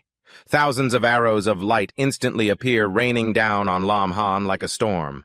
He doesn't look afraid, standing there stroking his chin and pondering. Even though it's a wide area attack, the landing sequence isn't uniform. I can completely rely on my speed to weave through and dodge. But suddenly Lam Han is startled. He feels his body inexplicably stiffen and can't move. "Huh," he thinks to himself. It turns out that right behind me, Trung Ba Thien had cast a binding spell all this time. He laughs arrogantly. "Too bad for you, I'm a binding master." He says to Lam Han, "In front of me there's no such thing as a skill that can be dodged." Lam Han raises his hand to test it. Sure enough, his body is tightened by dozens of glowing strings. "Take this!" As the binding strings coil around him, Trung Ba Thien shouts, and a massive surge of power erupts from his body. It flies straight toward Lam Han, burying him in a blinding light. Briefly, Dulé frowns in concern. "No matter how strong Lam Han is, he can't possibly survive this move, right?" Trung Tam Tien grit his teeth, waiting nervously for the results, and Ho-Sin's eyes were wide open, staring unblinkingly. But contrary to what the three of them expected, Lin Han's silhouette gradually emerged. Emerging from the thick smoke, he laughed and said, "Not a bad attack." He smiled at Trung Tam Tien and walked toward him leisurely. The ropes that had been binding him were shattered into pieces, leaving Trung Tam Tien shocked and exclaiming, "You used raw strength to break free from my restraints." Lin Han smiled directly at him and grabbed some of the rope fragments. "These might look intimidating, but in reality they aren't sturdy at all." He continued, "It didn't even take much effort to snap them." Still, Lin Han wanted to offer a compliment. But the power behind that arrow was pretty good. Getting hit by that actually stung a bit. Dulé stood in the distance, watching in terror and confusion, unable to contain herself. She blurted out, "He broke free from the restraints with just his own strength and then caught the sharp arrow." Trung Tam Tien was so stunned he couldn't even speak. His jaw dropped as he stared at Lin Han. Ho-Sin took a step back, stumbling, and said in terror, "What kind of monster is this guy?" Lin Han laughed as he lunged forward confidently, declaring, "You've finished your attacks. Now it's my turn." But he had only taken one step when he suddenly collided with a transparent glass barrier. "Ah!" Lin Han cried out in surprise as a giant glass box materialized around him. Trapping Lin Han inside, Ho-Sin said arrogantly, "So sorry. As an artist, this is my draw the earth into a prison skill. As long as the pillar of light is active, you'll never be able to get out. But we can still easily attack you from the outside." Turning to his two teammates, Ho-Sin shouted, "What are you just standing there for? Use whatever you've got." Seizing the opportunity, Trung Tam Tien immediately unleashed the death-dealing snake whip. A glowing snake-headed leather whip appeared in his hand. On the other side, Dulé also shouted, "Deadly arrow!" The glowing bow in her hand burst into flames, the arrow ready to launch at Lin Han. Lin Han gritted his teeth, gathering all his strength. He threw a powerful punch at the wall surrounding him. "Give up," Ho-Sin advised. "You can't get out." He was extremely confident in his ability. But before he could even finish his sentence, Ho-Sin's eyes widened in disbelief. "How is that even possible?" He panicked, his face turning pale. Lin Han smirked. He had punched a crack into the wall. "One punch couldn't break it, huh? Then I'll just add a few more, won't I?" He teased them. "3!" Lin Han shouted loudly. A series of thunderous thuds echoed after every one of his powerful punches. With just a few follow-up strikes, Lin Han easily shattered Ho-Sin's wall to pieces without sustaining a single scratch himself. "Now shouldn't it be my turn to attack?" Lin Han smiled proudly at the three opponents before him. "It's not over yet!" Dula screamed, releasing the bowstring. "Deadly killing arrow." After her shout, a giant arrow of light filled with murderous intent shot toward Lin Han. At the same time, Trung Tam Tien also roared, "My ultimate technique, death-dealing snake whip." He swung his arm, the snake-headed whip lashing out straight at Lin Han. "I'm not even afraid of this!" Lin Han laughed, lunging forward and using both hands to block both attacks simultaneously. The crowd below cheered in excitement. They were absolutely stunned by his abilities. "Oh my God! Defeating 3 experts using only physical strength, is this guy even human?" Among the crowd, a girl held up a sign with her phone number and shouted, "Mr. Lin Han, here's my contact info. Remember to come find me tonight." Lin Han stood proudly with his hands on his hips, looking at his opponents confidently. "You three are actually quite good. An archer, a master of binding, and an artist, the combination of rare classes isn't bad at all. You almost made me lose, actually." His three opponents didn't feel proud at all. Instead, they lost all interest. Du Li crossed her arms, sulking. "Almost lost, huh? You didn't even get a scratch on your skin." Trung Tam Teen stood behind her, scratching his head and sighing. "Man, we didn't even get to see his real skills. Talk about frustrating." Ho Sin nodded, stroking his chin. "He's just too much of a freak." Lin Han frowned. "Hey, don't go bad-mouthing people just because you couldn't beat them." He acted annoyed. "I hold a grudge, you know." Yet the three formidable opponents turned around in unison and raised their hands in surrender. They shouted in harmony, "Referee, I give up. I'm not fighting this freak." As soon as they finished, they cleared off the stage, leaving Lin Han looking after them in confusion. "You won't even give me a chance to argue back," he grumbled. "Fine, whatever. It looks like Vuong Quang is competing over there. Let's go see how he's doing." Lin Han ran over to Vuong Quang, only to find him lying on a stretcher, gritting his teeth in pain. "Ah, it hurts, it hurts. Go easy, go easy." Beside him, Van Von was kneeling, trying to heal his wounds, and said flustered, I'm sorry." Lin Han stepped forward, frowning at his friend. "You still haven't been healed. I've already finished one match." Lin Han narrowed his eyes and looked closer. "Wait, this wound of yours. It's fresh. Did you lose?" Vuong Quang finally looked up, struggling to sit up and clutching his chest. "My luck is just terrible," he complained. "I ran into a total freak. I couldn't even see the guy's shadow. And I was defeated just like that. Fortunately, Van Van was there to help with the treatment. The girl beside me just sat there, timidly, head bowed." Lam Han walked over, put a hand on Vuong Quang's shoulder, and laughed. "Kid, you're making pretty good progress, huh? Calling Van Van over already. Not bad, not bad." Vuong Quang jumped in surprise, pulled his arm back, and retorted with a blushing face, "Stop talking nonsense, let's be serious. The guy who beat me is named Nguyen too. He's terrifyingly strong." Vuong Quang warned seriously. He and the other contestants are on an entirely different level. Lam Han didn't show any fear, he just smiled confidently. "Don't worry, I've got it noted. Brother Han will avenge you." Even though Lam Han tried to reassure him, Vuong Quang still looked anxious shortly after. Lam Han quickly finished each match. He easily blew 3 opponents into the air. "Third match, Lam Han wins," the referee announced clearly. "Fourth match, Lam Han wins, advancing to the finals." Lam Han smiled as he heard the announcement, glancing down at his latest opponent who had just collapsed in front of him. Finally, Lam Han faced Nguyen Tu. He stood confidently looking at his opponent and asked with a smile, "So, you're Nguyen Tu, right? You're the one who beat Vuong Quang, aren't you?" Nguyen Tu on the other side was a blurry figure surrounded by thick black smoke that obscured his identity, revealing only piercing, glowing eyes. "Is Dieu Nguyen City really out of talent?" Nguyen Tu smirked craftily. "The finals, and they let a second-tier priest sneak in." He mocked Lam Han with a sneer. Lam Han didn't feel insulted, but he wasn't impressed either. "I already hate your tone." He frowned and retorted, "Besides, it sounds like you're not even from Dieu Nguyen City, are you?" "Too much talk," Nguyen Tu interrupted. "Let me see what a priest like you is actually capable of." As he finished, he sank into the ground.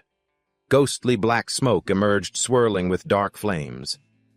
"Let those old geezers see for themselves who the strongest really is," he declared smugly, then began to fade into the void.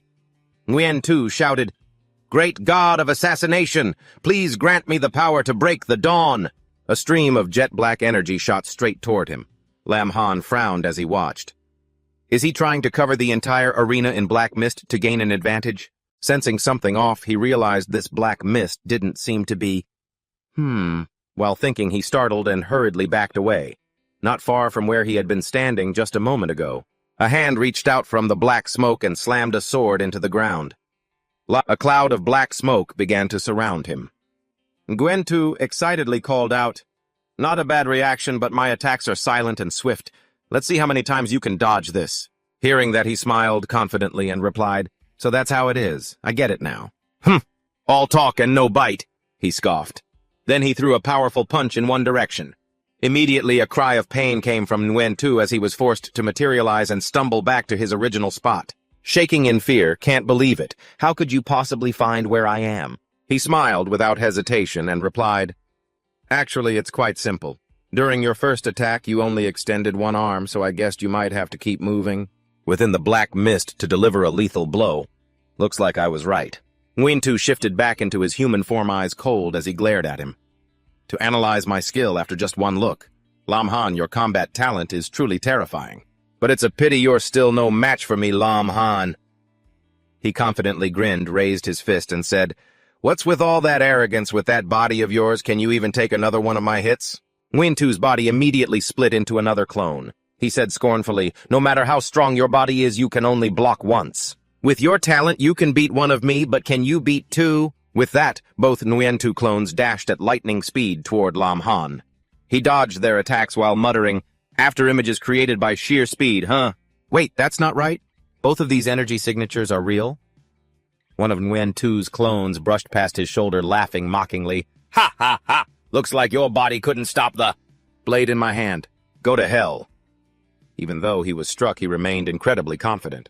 What made you hallucinate that two of you could beat me? Saying that Lam Han used his bare hands to catch both of Nguyen-tu's clones with pinpoint precision. Nguyen-tu couldn't help but be absolutely shocked. How is that even possible?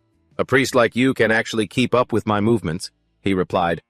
Even though your skill to split into two is quite strange, and the gap in raw strength between you and me is just too big. With that, he grabbed both of his bodies and spun them around in the air. Nguyen-tu frantically screamed, Ah, stop it, referee, I give up! Hearing that, he swung his arms and tossed both of them straight forward. Once that was done, he turned to walk away.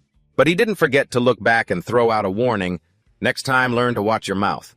If it keeps stinking like that, the consequences won't just end like this. The referee raised Lam Han's arm high and loudly announced, Nguyen-tu has lost the ability to fight.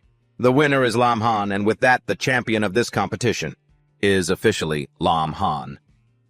A man walked up holding a small box and spoke warmly. Congratulations, Lam Han, on becoming the top graduate of our Dieu Nguyen city in this year's exam. This is your reward.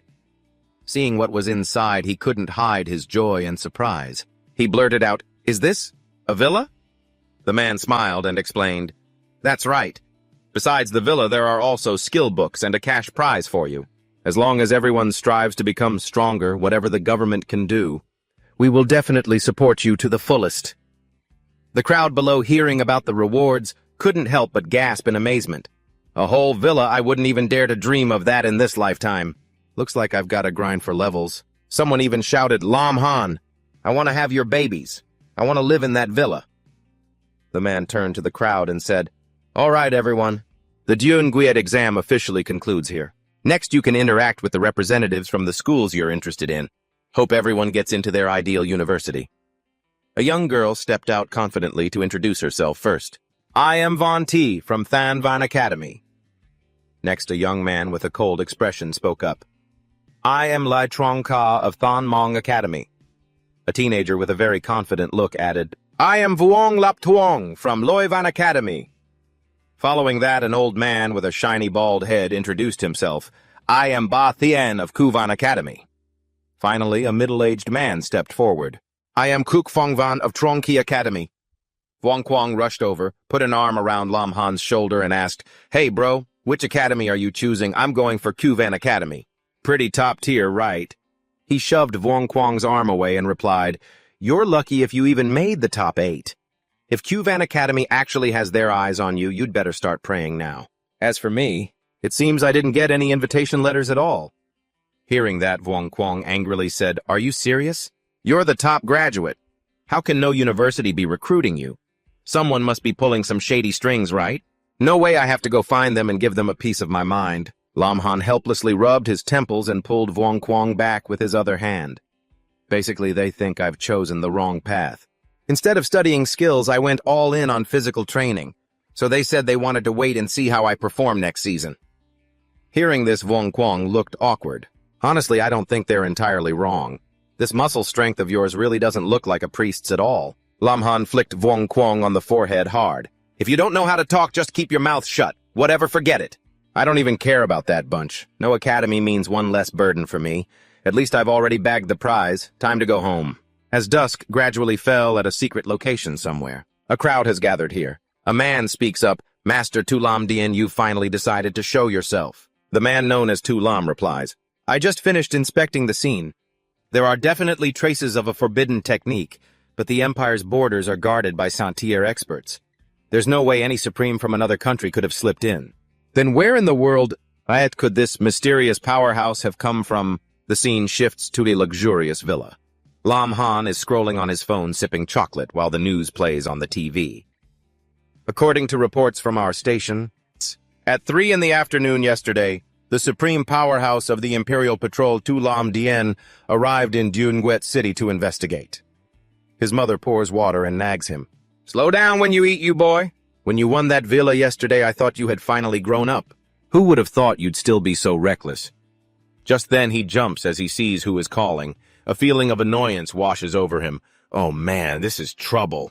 Don't tell me they're coming right to my doorstep. The caller is none other than Manager Lu. He answers, trying to keep his voice as calm as possible. "Hello, Manager Lu. What can I do for you?" On the other end of the line, the old man smiles slyly, lifting his wine glass.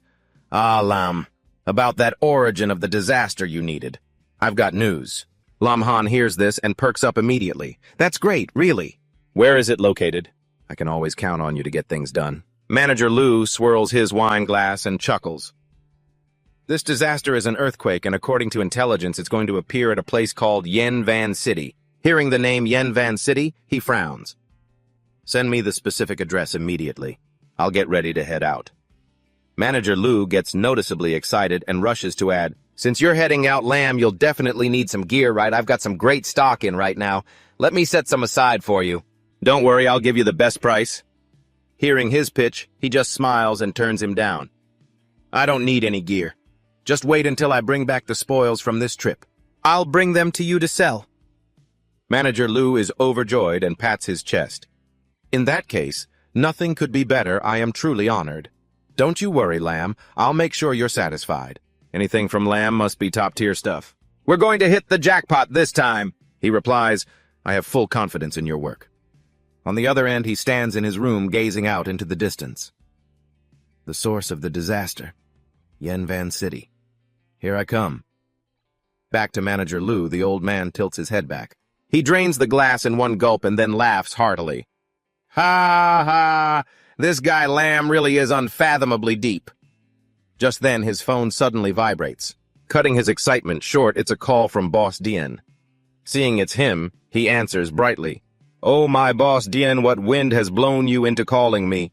Is your training arena doing that poorly then?" Boss Dien, on the other end, is furious at the comment. He turns purple with rage and shouts, "Cut the crap! Even if your auction house goes under, my training arena will still be thriving. Let's get to the point. You were the one who gave Lam Han that access pass, weren't you?" Hearing the harsh tone, Lu breaks into a cold sweat and asks, "What's the matter? Is it a crime for me to invest a little in a young guy with incredible talent?" Boss Dien scowls. "You fool! Even if that kid Lam has some potential, he's not worthy of the value that pass holds." Lu just sighs, troubled. He replies, "Look, Boss Dien, I won't say much else, but I hope you stop investigating Lam. I've been in this business for years, and my intuition tells me that Lam's abilities are far beyond what you can imagine." Boss Dien looks at him with contempt. "Humph! What is your intuition even worth?" "Whatever." "Enough talk, I'm hanging up." As soon as Boss Dien hangs up, Lu feels a chill and breaks into a cold sweat. Staring at his phone, he mutters, even he felt a sense of danger. This guy Lam Han, exactly what kind of terrifying background does he have? On a beautiful morning, the path is so cold that the trees on both sides are frozen solid. Lam Han checks the map on his phone while walking and exclaims, "Wait! Diamond Forest. It really lives up to its reputation. Under the sunlight, it looks just like sparkling diamonds."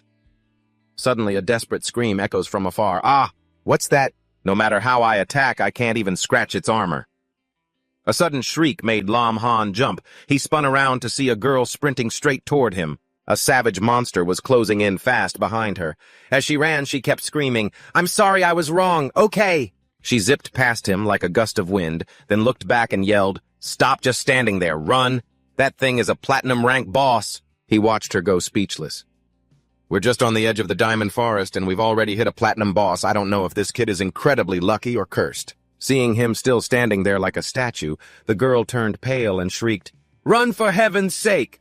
Don't tell me this guy got scared out of his mind.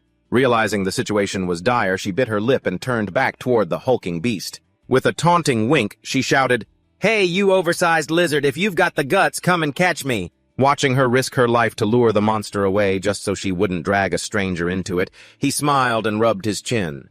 In such a life-or-death situation, she still thinks of others. Taking the heat to protect someone else, this girl's got some real backbone. From behind, the monster whipped out its tongue like a long rope, shooting it straight at the girl. She froze in sheer terror, slamming her eyes shut, sure that she was done for. But after a moment, she didn't feel a thing. She wondered, why haven't I logged out yet? She cracked one eye open and was stunned by what she saw. Lam Han was standing there, catching the monster's tongue with his bare hands. He spoke calmly.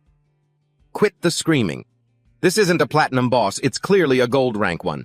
So, pretty lady, how are you planning to repay me?" Suddenly, the monster lunged, claws bared, to tear him apart, but he blocked the strike instantly. He countered with a devastating blow that sent the giant creature crashing into the ground. It skidded back a huge distance. The girl watched that terrifying display of strength with her jaw on the floor. "Oh my God, he's so strong. One move and he sent that gold-rank Earthfire salamander to the afterlife. Let's team up." He scratched his head, feeling awkward. "Huh. What's your name? I don't even know who you are, let alone team up." He paused, weighing his options. "Besides, I'm here to find the source of the disaster. I can't be dragging around dead weight." Seeing his hesitation, the girl chirped happily, "I'm Do Uyendin. My class is a shape-shifting mage." Seeing how enthusiastic she was, he didn't have the heart to abandon her. "Fine. Since she risked her life to save me earlier, I'll let her tag along for a bit." He suddenly noticed her class and asked curiously, "A rare mage-type class, not bad at all." She just shrugged off the compliment and asked curiously, "It's nothing special really, but what's your name?" When Uyendin asked, he almost blurted out his real name but caught himself. "No, the higher-ups are watching me closely right now. If I use my real name, I'm just asking for trouble." He hesitated for a second, then decided to borrow his best friend's name. My name is Vuong Quang from Jiaoquang City." Hearing this, she cheered happily. "Big brother Vuong Quang, you're so badass. You took out a gold-rank monster in one hit, and you look so young, too. How do you even cultivate? Can I come find you in Jiaoquang City later?" Listening to her rattle on, he twitched. "I've really done it now," he thought miserably. "I've picked up a living, breathing megaphone. How can one person have so many questions?" Powerless, he coughed a few times. "Cough, cough! Well, of course I'm strong. My real age is much older than what you see." Her eyes went wide. "I knew it. No wonder you're terrifyingly strong. This doesn't feel like the skills of some punk kid at all." "Ha ha, I'm so lucky." Seeing her look so smug, he asked curiously why. She shrugged. "Mage gear is insanely expensive, and my pockets are empty. That's why I risked coming into the Diamond Forest to try my luck." She beamed. "But with you around, I feel like I could conquer the world, ha-ha."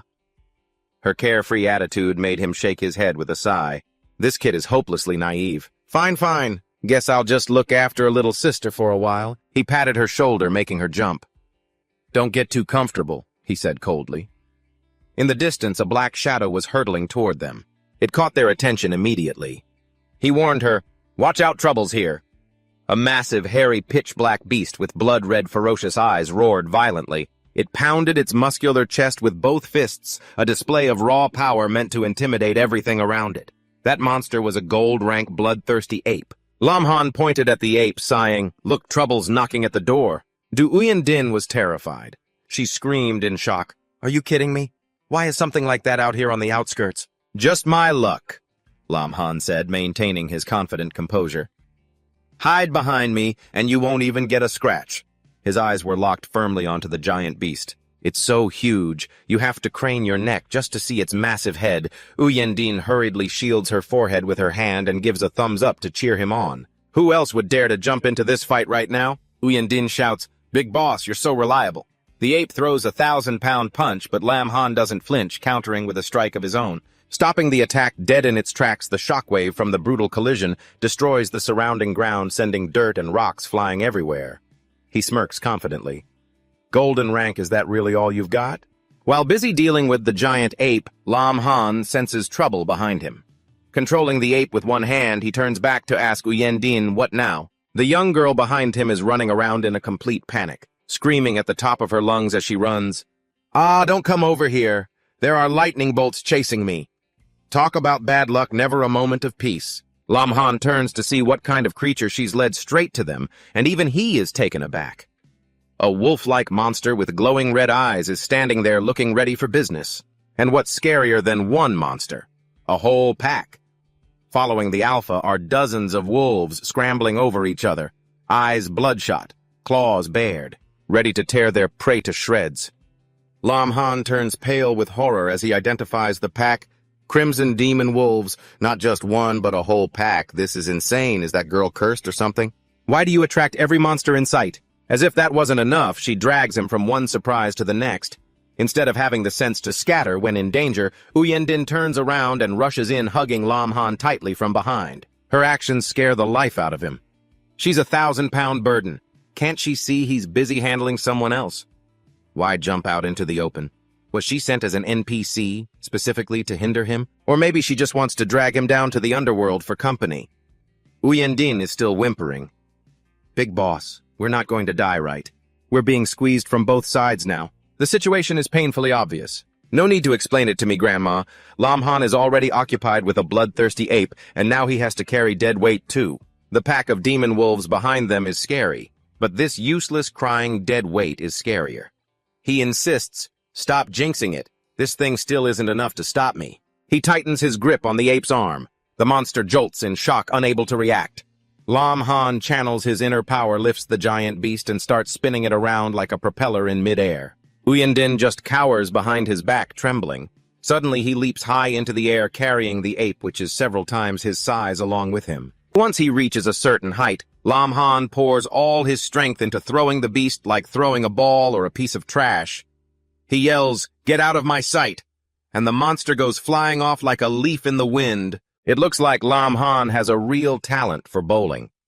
The ape he threw crashes down, flattening the entire pack of demon wolves below. One stone, two birds, the monster threat is temporarily resolved. The only problem is that human-powered dead weight next to him is still there. Lam Han lands as light as a feather, flashes a bright smile, and points at his handiwork. "See, they're all gone." Uyendin is so shocked, her jaw drops. She clasps her hands in awe, her eyes sparkling with admiration. "Big boss, you're the GOAT. I'm declaring myself your biggest fan from now on." They both look toward the dark, ominous forest. Uyendin asks, "Don't you feel like the Diamond Forest is a bit weird today?" Lam Han nods in agreement. "Yeah, the density of strong creatures here has spiked. Based on the number of monsters he had to take down as soon as he entered, it's definitely abnormal." Lam Han speculates, "It seems like an earthquake is coming, causing the creatures deep in the forest to panic and flee to the outskirts." He figures there's still some time left before the tremors officially begin. He calculates in his head, "Could I use a forbidden spell to speed up the earthquake?" To avoid any more trouble, Lam Han glances at Uyendin. She's still standing there with her mouth agape, not having recovered yet. He scratches his cheek awkwardly, thinking, "I can't cast forbidden spells in front of her. If I reveal my trump cards, I'll have to find a way to trick her into going somewhere else." Uyendin, oblivious to his schemes, still smilingly pats his shoulder and says, "But with all these bosses coming, I'm not scared anymore, big boss. You'll definitely handle them all right." Lam Han crosses his arms, closes his eyes, and adopts a dignified look. "The rest of the journey depends on you." Suddenly losing her reliable support, Uyendin's face drops, and she cries out in confusion, "Wait, what?" Lam Han puts his hands behind his back and explains, full of it. "I can sense it. A truly evil force has set foot in the Diamond Forest, someone whose power is not inferior to mine. The animals fleeing earlier were because he was scouting the area. It's highly likely we're going to have a brutal fight." It sounds truly heroic and epic, if only that fictional character actually existed. Uyendin turns pale with fear and asks in a rush, Then what should I do?" A truly silly question. She must really have her run button broken whenever she sees danger. It's a miracle she's even made it to this chapter. Her ancestors must be carrying her hard. Lam Han looks at her exhausted and gives a blunt answer. Simple. "Leave here right now." But she doesn't move immediately, glancing at the corpses of the monsters he just defeated, fearfully asking, "But what if the Beast King chases me?" Lam Han asserts firmly, "Don't worry. Not even if it wanted to could it catch you." With that, he gives a friendly smile, grabs Uyen Din by the shoulders, and whoosh! He throws her with all his might, giving her a free lesson in flying. Before she can even react, Uyen Din only manages to open her mouth to scream, "No!" before her feet are off the ground. Lam Han is decisive, dropping just one short line. Before sending the young lady to the skies, have a safe flight. Before Uyen Din could even react, she only managed to scream, "Dungggg," before her feet were already off the ground. Lam Han didn't hesitate for a second, dropping just one brief sentence. "Before I send you off to the heavens, have a safe journey." She flew high and far away from the area she was just standing in, then landed with a loud thud on a patch of open ground, sending pebbles flying in every direction upon impact. Uyen Din hurriedly felt all over her body. Her whole body was enveloped in a blue light, and she was completely unscathed. What kind of supernatural power did that master use? She landed face first, yet it didn't hurt at all. That was truly miraculous. Lam Han sighed in relief, rubbing his head. After all that effort hauling her around, he could finally get down to business. That annoying tail was finally gone. Now he could freely use his forbidden spells. Time to speed things up and get this earthquake moving. He approached a large, clear blue lake, its surface calm and still in the middle of the deep forest. The scenery was truly poetic and picturesque. Lam Han raised his staff high and began to channel his forbidden spell, Chaotic Domain.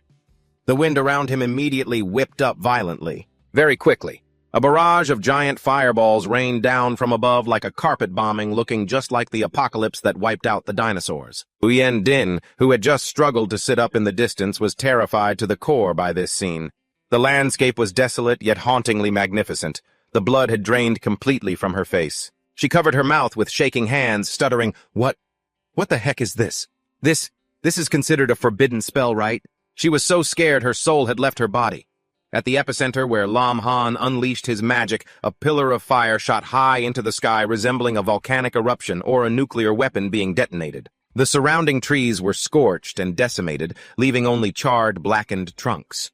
The scene was overwhelming. The ground was torn apart by the ferocious flames, splitting into deep trenches with lava overflowing everywhere. Truly a natural disaster.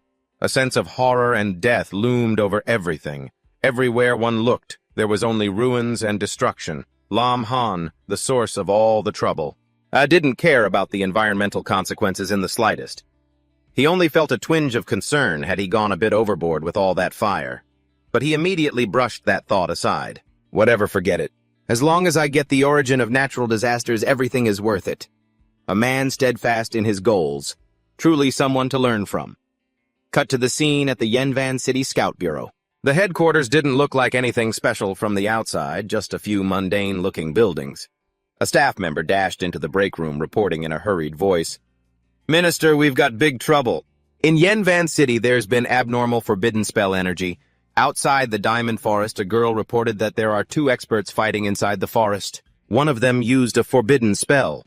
The minister, who had been relaxing on a chair with an eye mask on, sleeping soundly, jolted upright like a spring at the report. He ripped off his eye mask in a panic and gave the order, "What, quickly invite Senior Silin here immediately." An elderly man dressed in luxurious attire stepped in. His silver hair was slicked back neatly. He spoke in a steady, calm voice, "I have arrived." The staff member looked at him with great reverence, hurriedly stepping aside and bowing to clear a path for this distinguished guest. The minister scrambled to stand up to greet him so fast that the eye mask was still hanging off his head. He completely lost his dignified image as a leader. "Senior, according to current intelligence, there are 2 high-level experts battling in the Diamond Forest. I request your assistance in supporting us." The elderly man stroked his elegant beard, showing interest in the current situation. "I actually felt that there was going to be an earthquake here soon, so I dropped by to take a look. I didn't expect to run into this interesting spectacle. Lately, why the heck are so many nameless experts popping up?" The minister furrowed his brow in calculation and timidly suggested, "Senior, should we proceed with a blockade and capture?" Lord Silin gave a loud, clear command, "Bring the detection system and the shielding screen. Pinpoint that person's location for me. No matter what, I must meet them once to see who they are. As for whether or not we can take them on, we'll see." It seemed he was determined to find the identity of this hidden master. The order was quickly received. The minister replied, "Yes, understood, Lord Silin." Silin mused to himself. He was determined to uncover the identity of this mysterious expert. The orders were quickly received and carried out. Understood, sir, Silin thought to himself. The power of the forbidden spell in the Diamond Forest doesn't look like it's at the supreme level.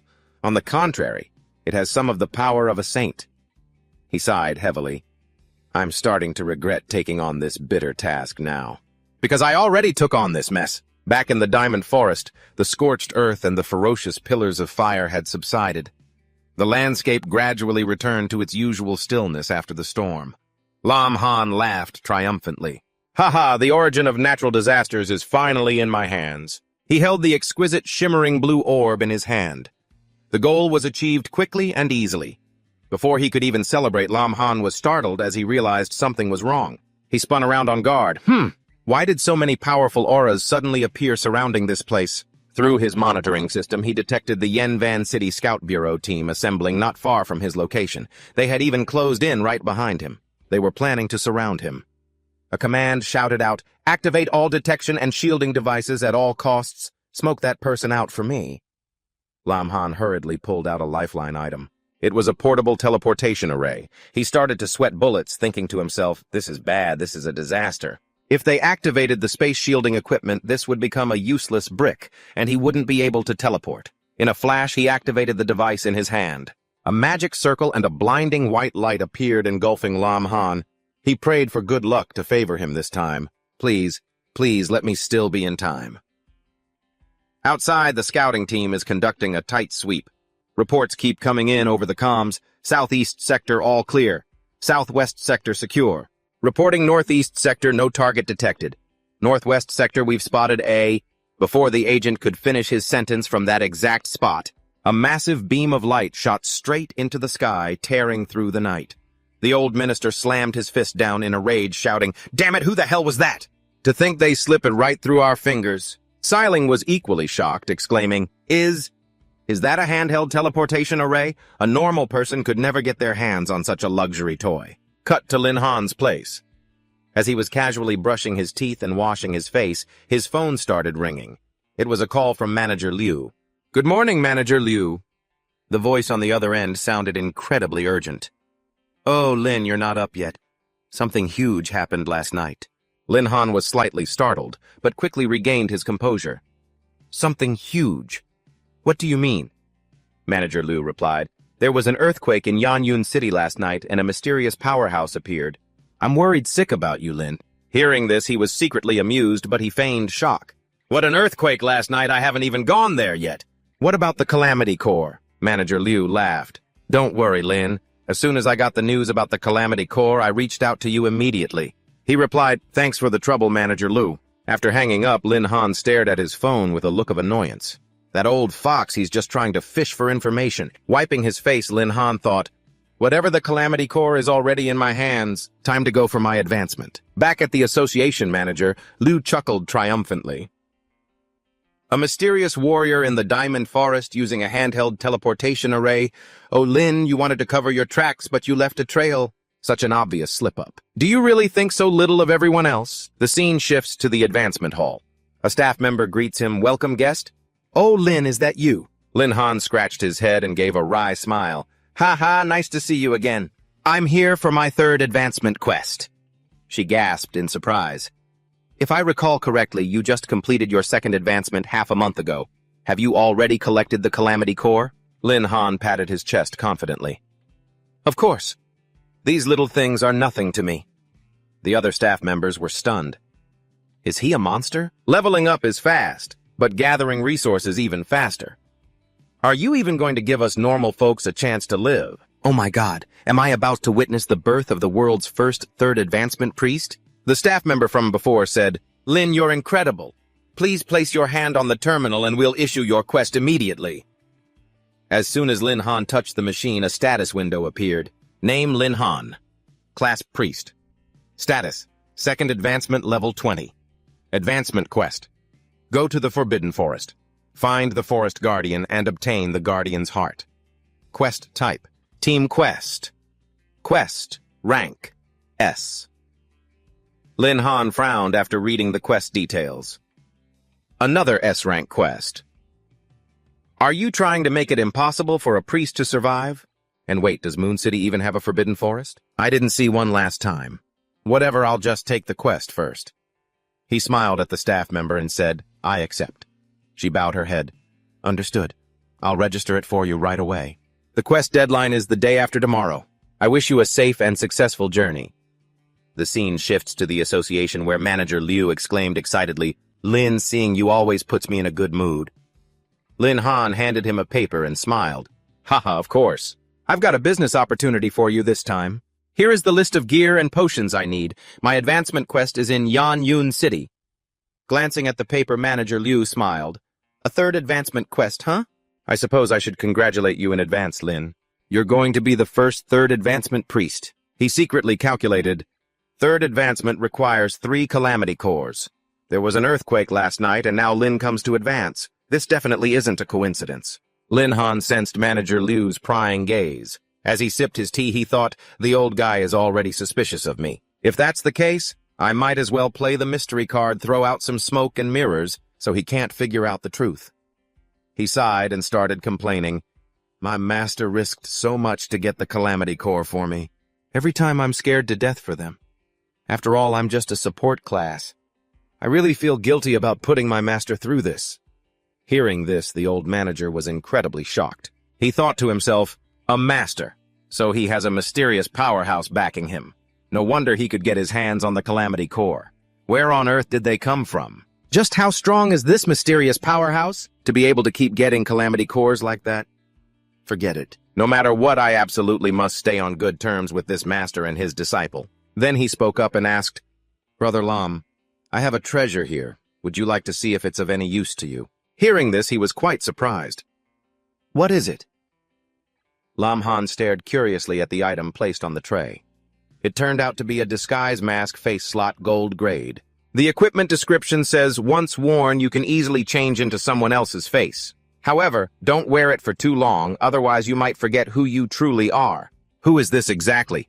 Lam Han exclaimed happily. Nice stuff. How much is it? The man kept his professional smile and said, Since you're a regular customer, I'll be straightforward with you. 4 million. Lam Han raised 2 fingers and countered 2 million. The man pointed at his phone, haggling, 3,800,000, I can't go any lower. Lam Han continued to drive the price down, 2,400,000. The man smiled, as if his own plan had already succeeded. They settled on 3 million. Then the man handed the disguise mask to him, and he smiled, shaking the manager's hand. Deal.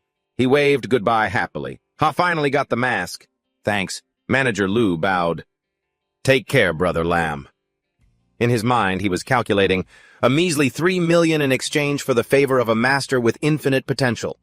What could be a better deal than this? Back home, he opened the system interface and commanded the system to trigger a 10,000-fold increase. What was originally just a piece of fabric had now turned into a shimmering silver mask. An information board popped up notifying 10,000-fold increase triggered. Disguise mask upgraded successfully. Host, please inspect. Name Freedom God Mask. Slot face. Grade legendary. Details. Once worn, the mask transforms the wearer into anyone they have known, including gender, physique, and facial features. During the transformation, the user can inherit all the abilities of the person being mimicked. He happily looked at the treasure in his hands and muttered, What a great treasure. With this, I can disguise myself as that mysterious master. If the people above try to track me down, they won't find me anytime soon. Let's test its power. After transforming into Chao Sung, he thought excitedly, It's exactly like him, a perfect copy, just as expected. Last time he heard Vuong Quang say that tomorrow, Chao Sung would come to Yenvan City for training. If I disguise myself as him, no one will suspect that the person appearing in Yenvan City is actually Lam Han.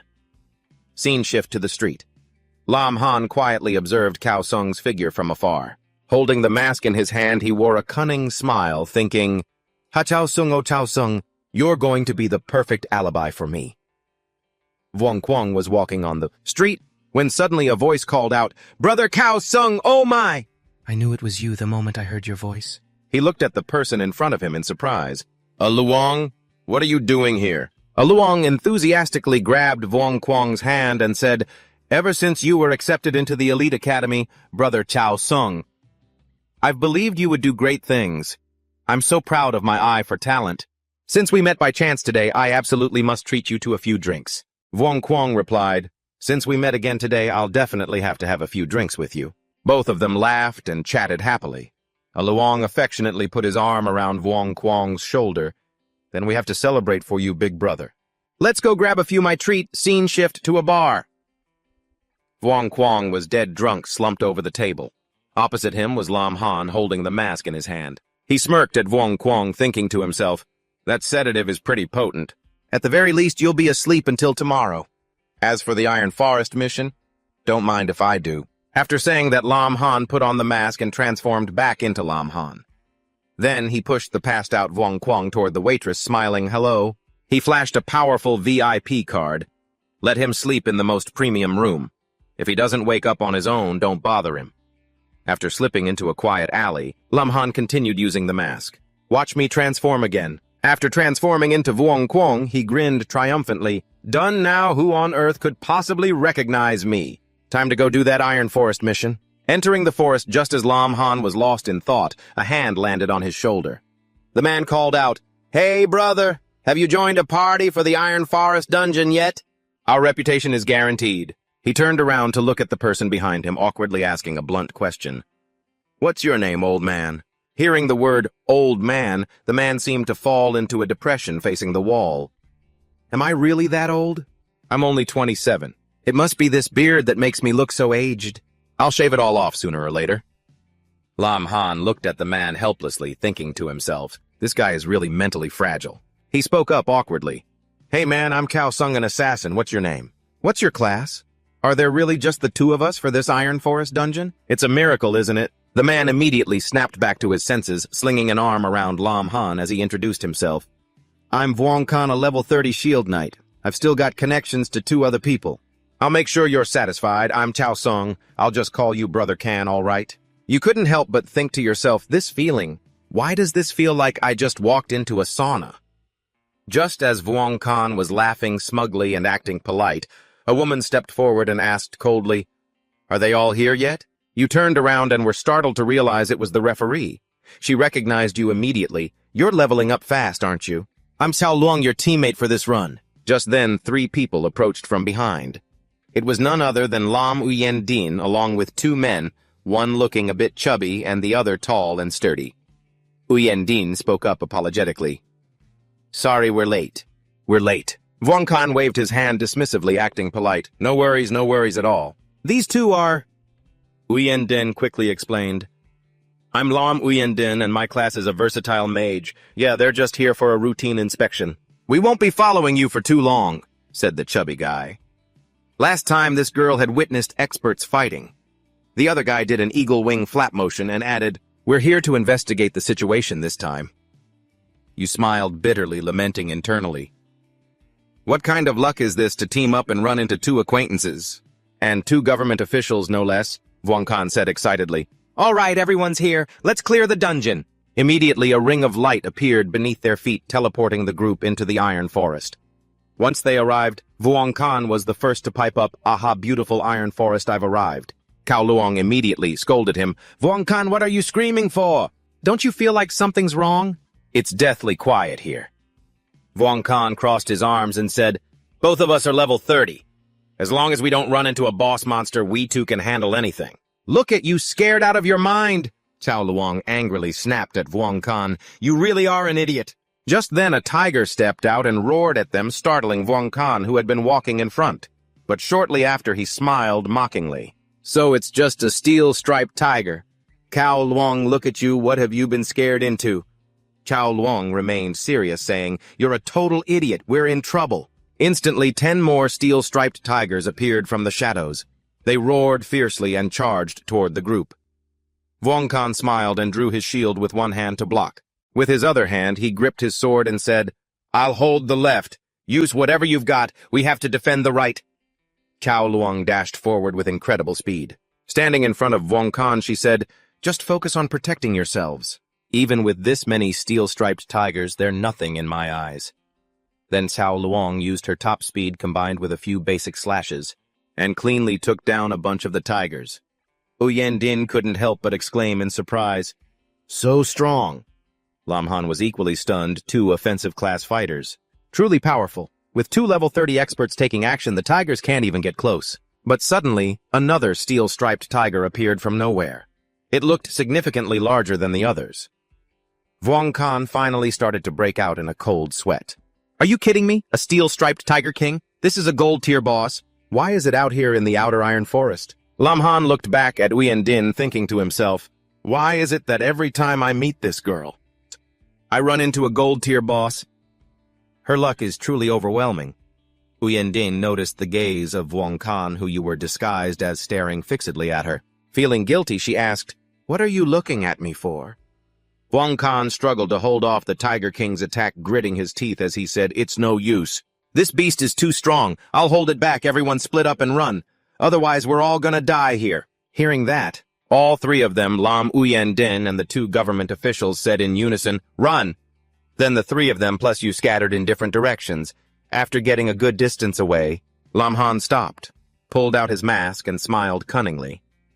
Now that no one's around, I have to rely on the mask of the gods to create a mysterious expert one that will totally grab the attention of the Tu Lam Dien organization. You transformed into a frail old man in a hooded cloak and let out a dry, wheezing laugh. Heh, time for this old man to step in and save them. Now who should I start with? Back with Chao Luong and Vuong Khan. Vuong Khan grumbled, what rotten luck. Why are we running into so many monsters? Cao Luong spun around and screamed with a look of alarm. Watch out! A swift slash tore through the air. Luckily, Vuong Khan managed to dodge it just in time. The attack easily severed a massive tree nearby. Vuong Khan stared in shock at what had just appeared before them, a colossal wolf glaring at them with pure, hateful fury. He let out an exclamation, a gold-tier shadow wolf Wang Qian. He laughed with pure excitement. Ha ha ha, my luck isn't half bad today. Let me take care of this stray shadow wolf. Without a second thought, he grabbed his heavy shield and hurled it straight at the beast. But Chao Liang was faster, snatching the kill away. Sorry, but this life is mine. She landed a brutal strike, snapping the wolf's neck as it let out a pathetic howl. The beast collapsed, bleeding out all over the ground. Seeing this, Wang Qian frowned in annoyance and snapped, What the hell do you think you're doing, Chao Liang? Stealing my kill? Chao Liang smirked triumphantly, stepping on the spoils she had just snatched. She said haughtily, if you want to blame someone, blame your own slow reflexes. What if the shadow wolf had gotten away? What then? They stood face to face, sparks flying between their eyes like lightning. It looked like a brawl was about to break out. What you want to fight? In the middle of this tense gunpowder-filled standoff, Lin Han only had eyes for the loot they had just hunted. Watching from a tree, he thought greedily, as expected. Level 30 elites have no trouble with a stray gold-tier monster. The fur on this shadow wolf looks high quality. I'll be taking that. With that thought, he hopped down and said politely, Excuse me, would you 2 mind letting me have the fur of this shadow wolf? His sudden appearance caused the 2 powerhouses to go dark and panic. Where did this expert come from? How did he get this close without us even noticing? Wang Qian, seeing him, drew his sword, looking imposing and furious. Why on earth should I give it to you? This is something my companion and I risked our lives to get. Lin Han kept a mysterious demeanor. This shadow wolf's fur is very useful to me. If you're unwilling to hand it over, this old man will have to be rude. Hearing that, the 2 of them gripped their weapons and prepared to attack. Chao Liang, let's do this. Got it, you idiot. Seeing them rush toward him, he casually suppressed them both to the ground with his bare hands. Immediately after, he looked at them with a fierce, slightly greedy glint in his eyes and scoffed, Can we talk like civilized people now? Realizing they were dealing with a true expert, the 2 didn't dare say a word. Sweat poured down their faces as they stammered, Please take the Shadow Wolf Sr. Safe travels, Sr. Through this incident, he felt even more convinced that talking with your fists is always the most effective way. As he ventured deeper into the forest, a pack of monsters suddenly rushed at him from the front. They tried to take him down, but he activated his defensive barrier, knocking them flat onto the ground in agony. He muttered to himself, Are you kidding me with my current defense? You bunch of weaklings can't do a thing. Taking care of you is too simple. Before he could finish his thought, a massive monster came lumbering out from a distance. It roared with fury. He immediately recognized it. The 3-eyed demon ape lord of the forest. No wonder these little monkeys dared to ambush me. They had this big guy backing them up. He steeled himself. Fine then. Before I change my class, let me test my hand-to-hand combat skills against you. He lunged forward and threw a punch at the monster, but the beast was incredibly strong. It reacted instantly and dodged his attack. Seeing this, he smiled impressed. Nice reflexes. You managed to dodge my fist. Let's see how many more you can take. Suddenly, the monster raised its hand as if to call a truce. It seemed to have sensed his overwhelming power. This made him pause. Huh. Are you asking for mercy? However, the monster kept looking around frantically, which puzzled him. What are you trying to do? Suddenly, it walked over to a tree, smashed it until it snapped and grabbed the trunk, leaping at him to attack. This action surprised him, but he quickly became intrigued. Interesting. You even know how to use weapons. Come on, show me what you've got. Provoked. The monster swung the tree trunk straight at him, but with one punch, he shattered it. Impacted by his terrifying strength, the monster didn't have time to react before it took his strike head-on and was sent flying far away. Seeing it lying there motionless, he scoffed, "A puny gold-tier monster. So weak." Suddenly, a voice echoed from behind. "We need to find our teammates and regroup immediately. I've scouted this area out. It's definitely safe." Over on the other group's side, they saw the corpse of the massive gold-tier monster and were stunned, frozen in their tracks. Once they regained their senses, they still found it hard to believe. Holding their heads, they exclaimed, "How is that even possible?" Hidden behind a tree, he looked at them with a grimace. "It's this girl again.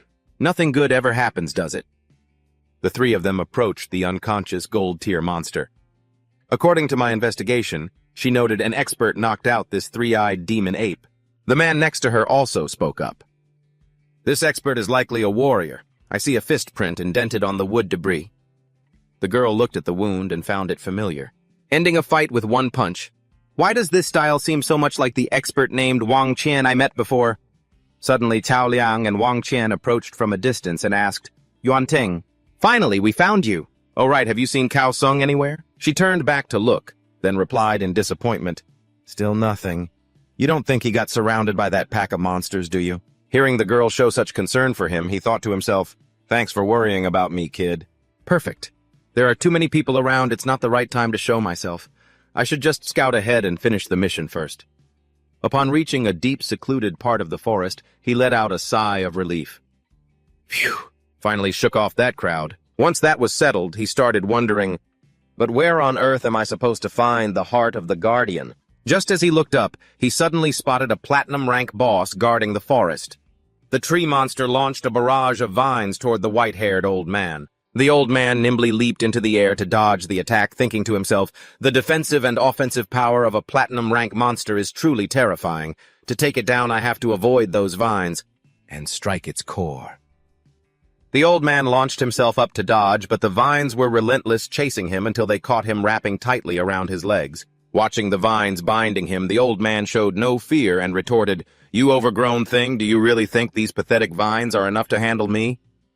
As soon as he said that, he unleashed his internal energy, snapping all the vines at once. The tree monster was utterly shocked, then roared in pain and fury. The sound echoed throughout the entire forest. It summoned an army of beasts that came charging in.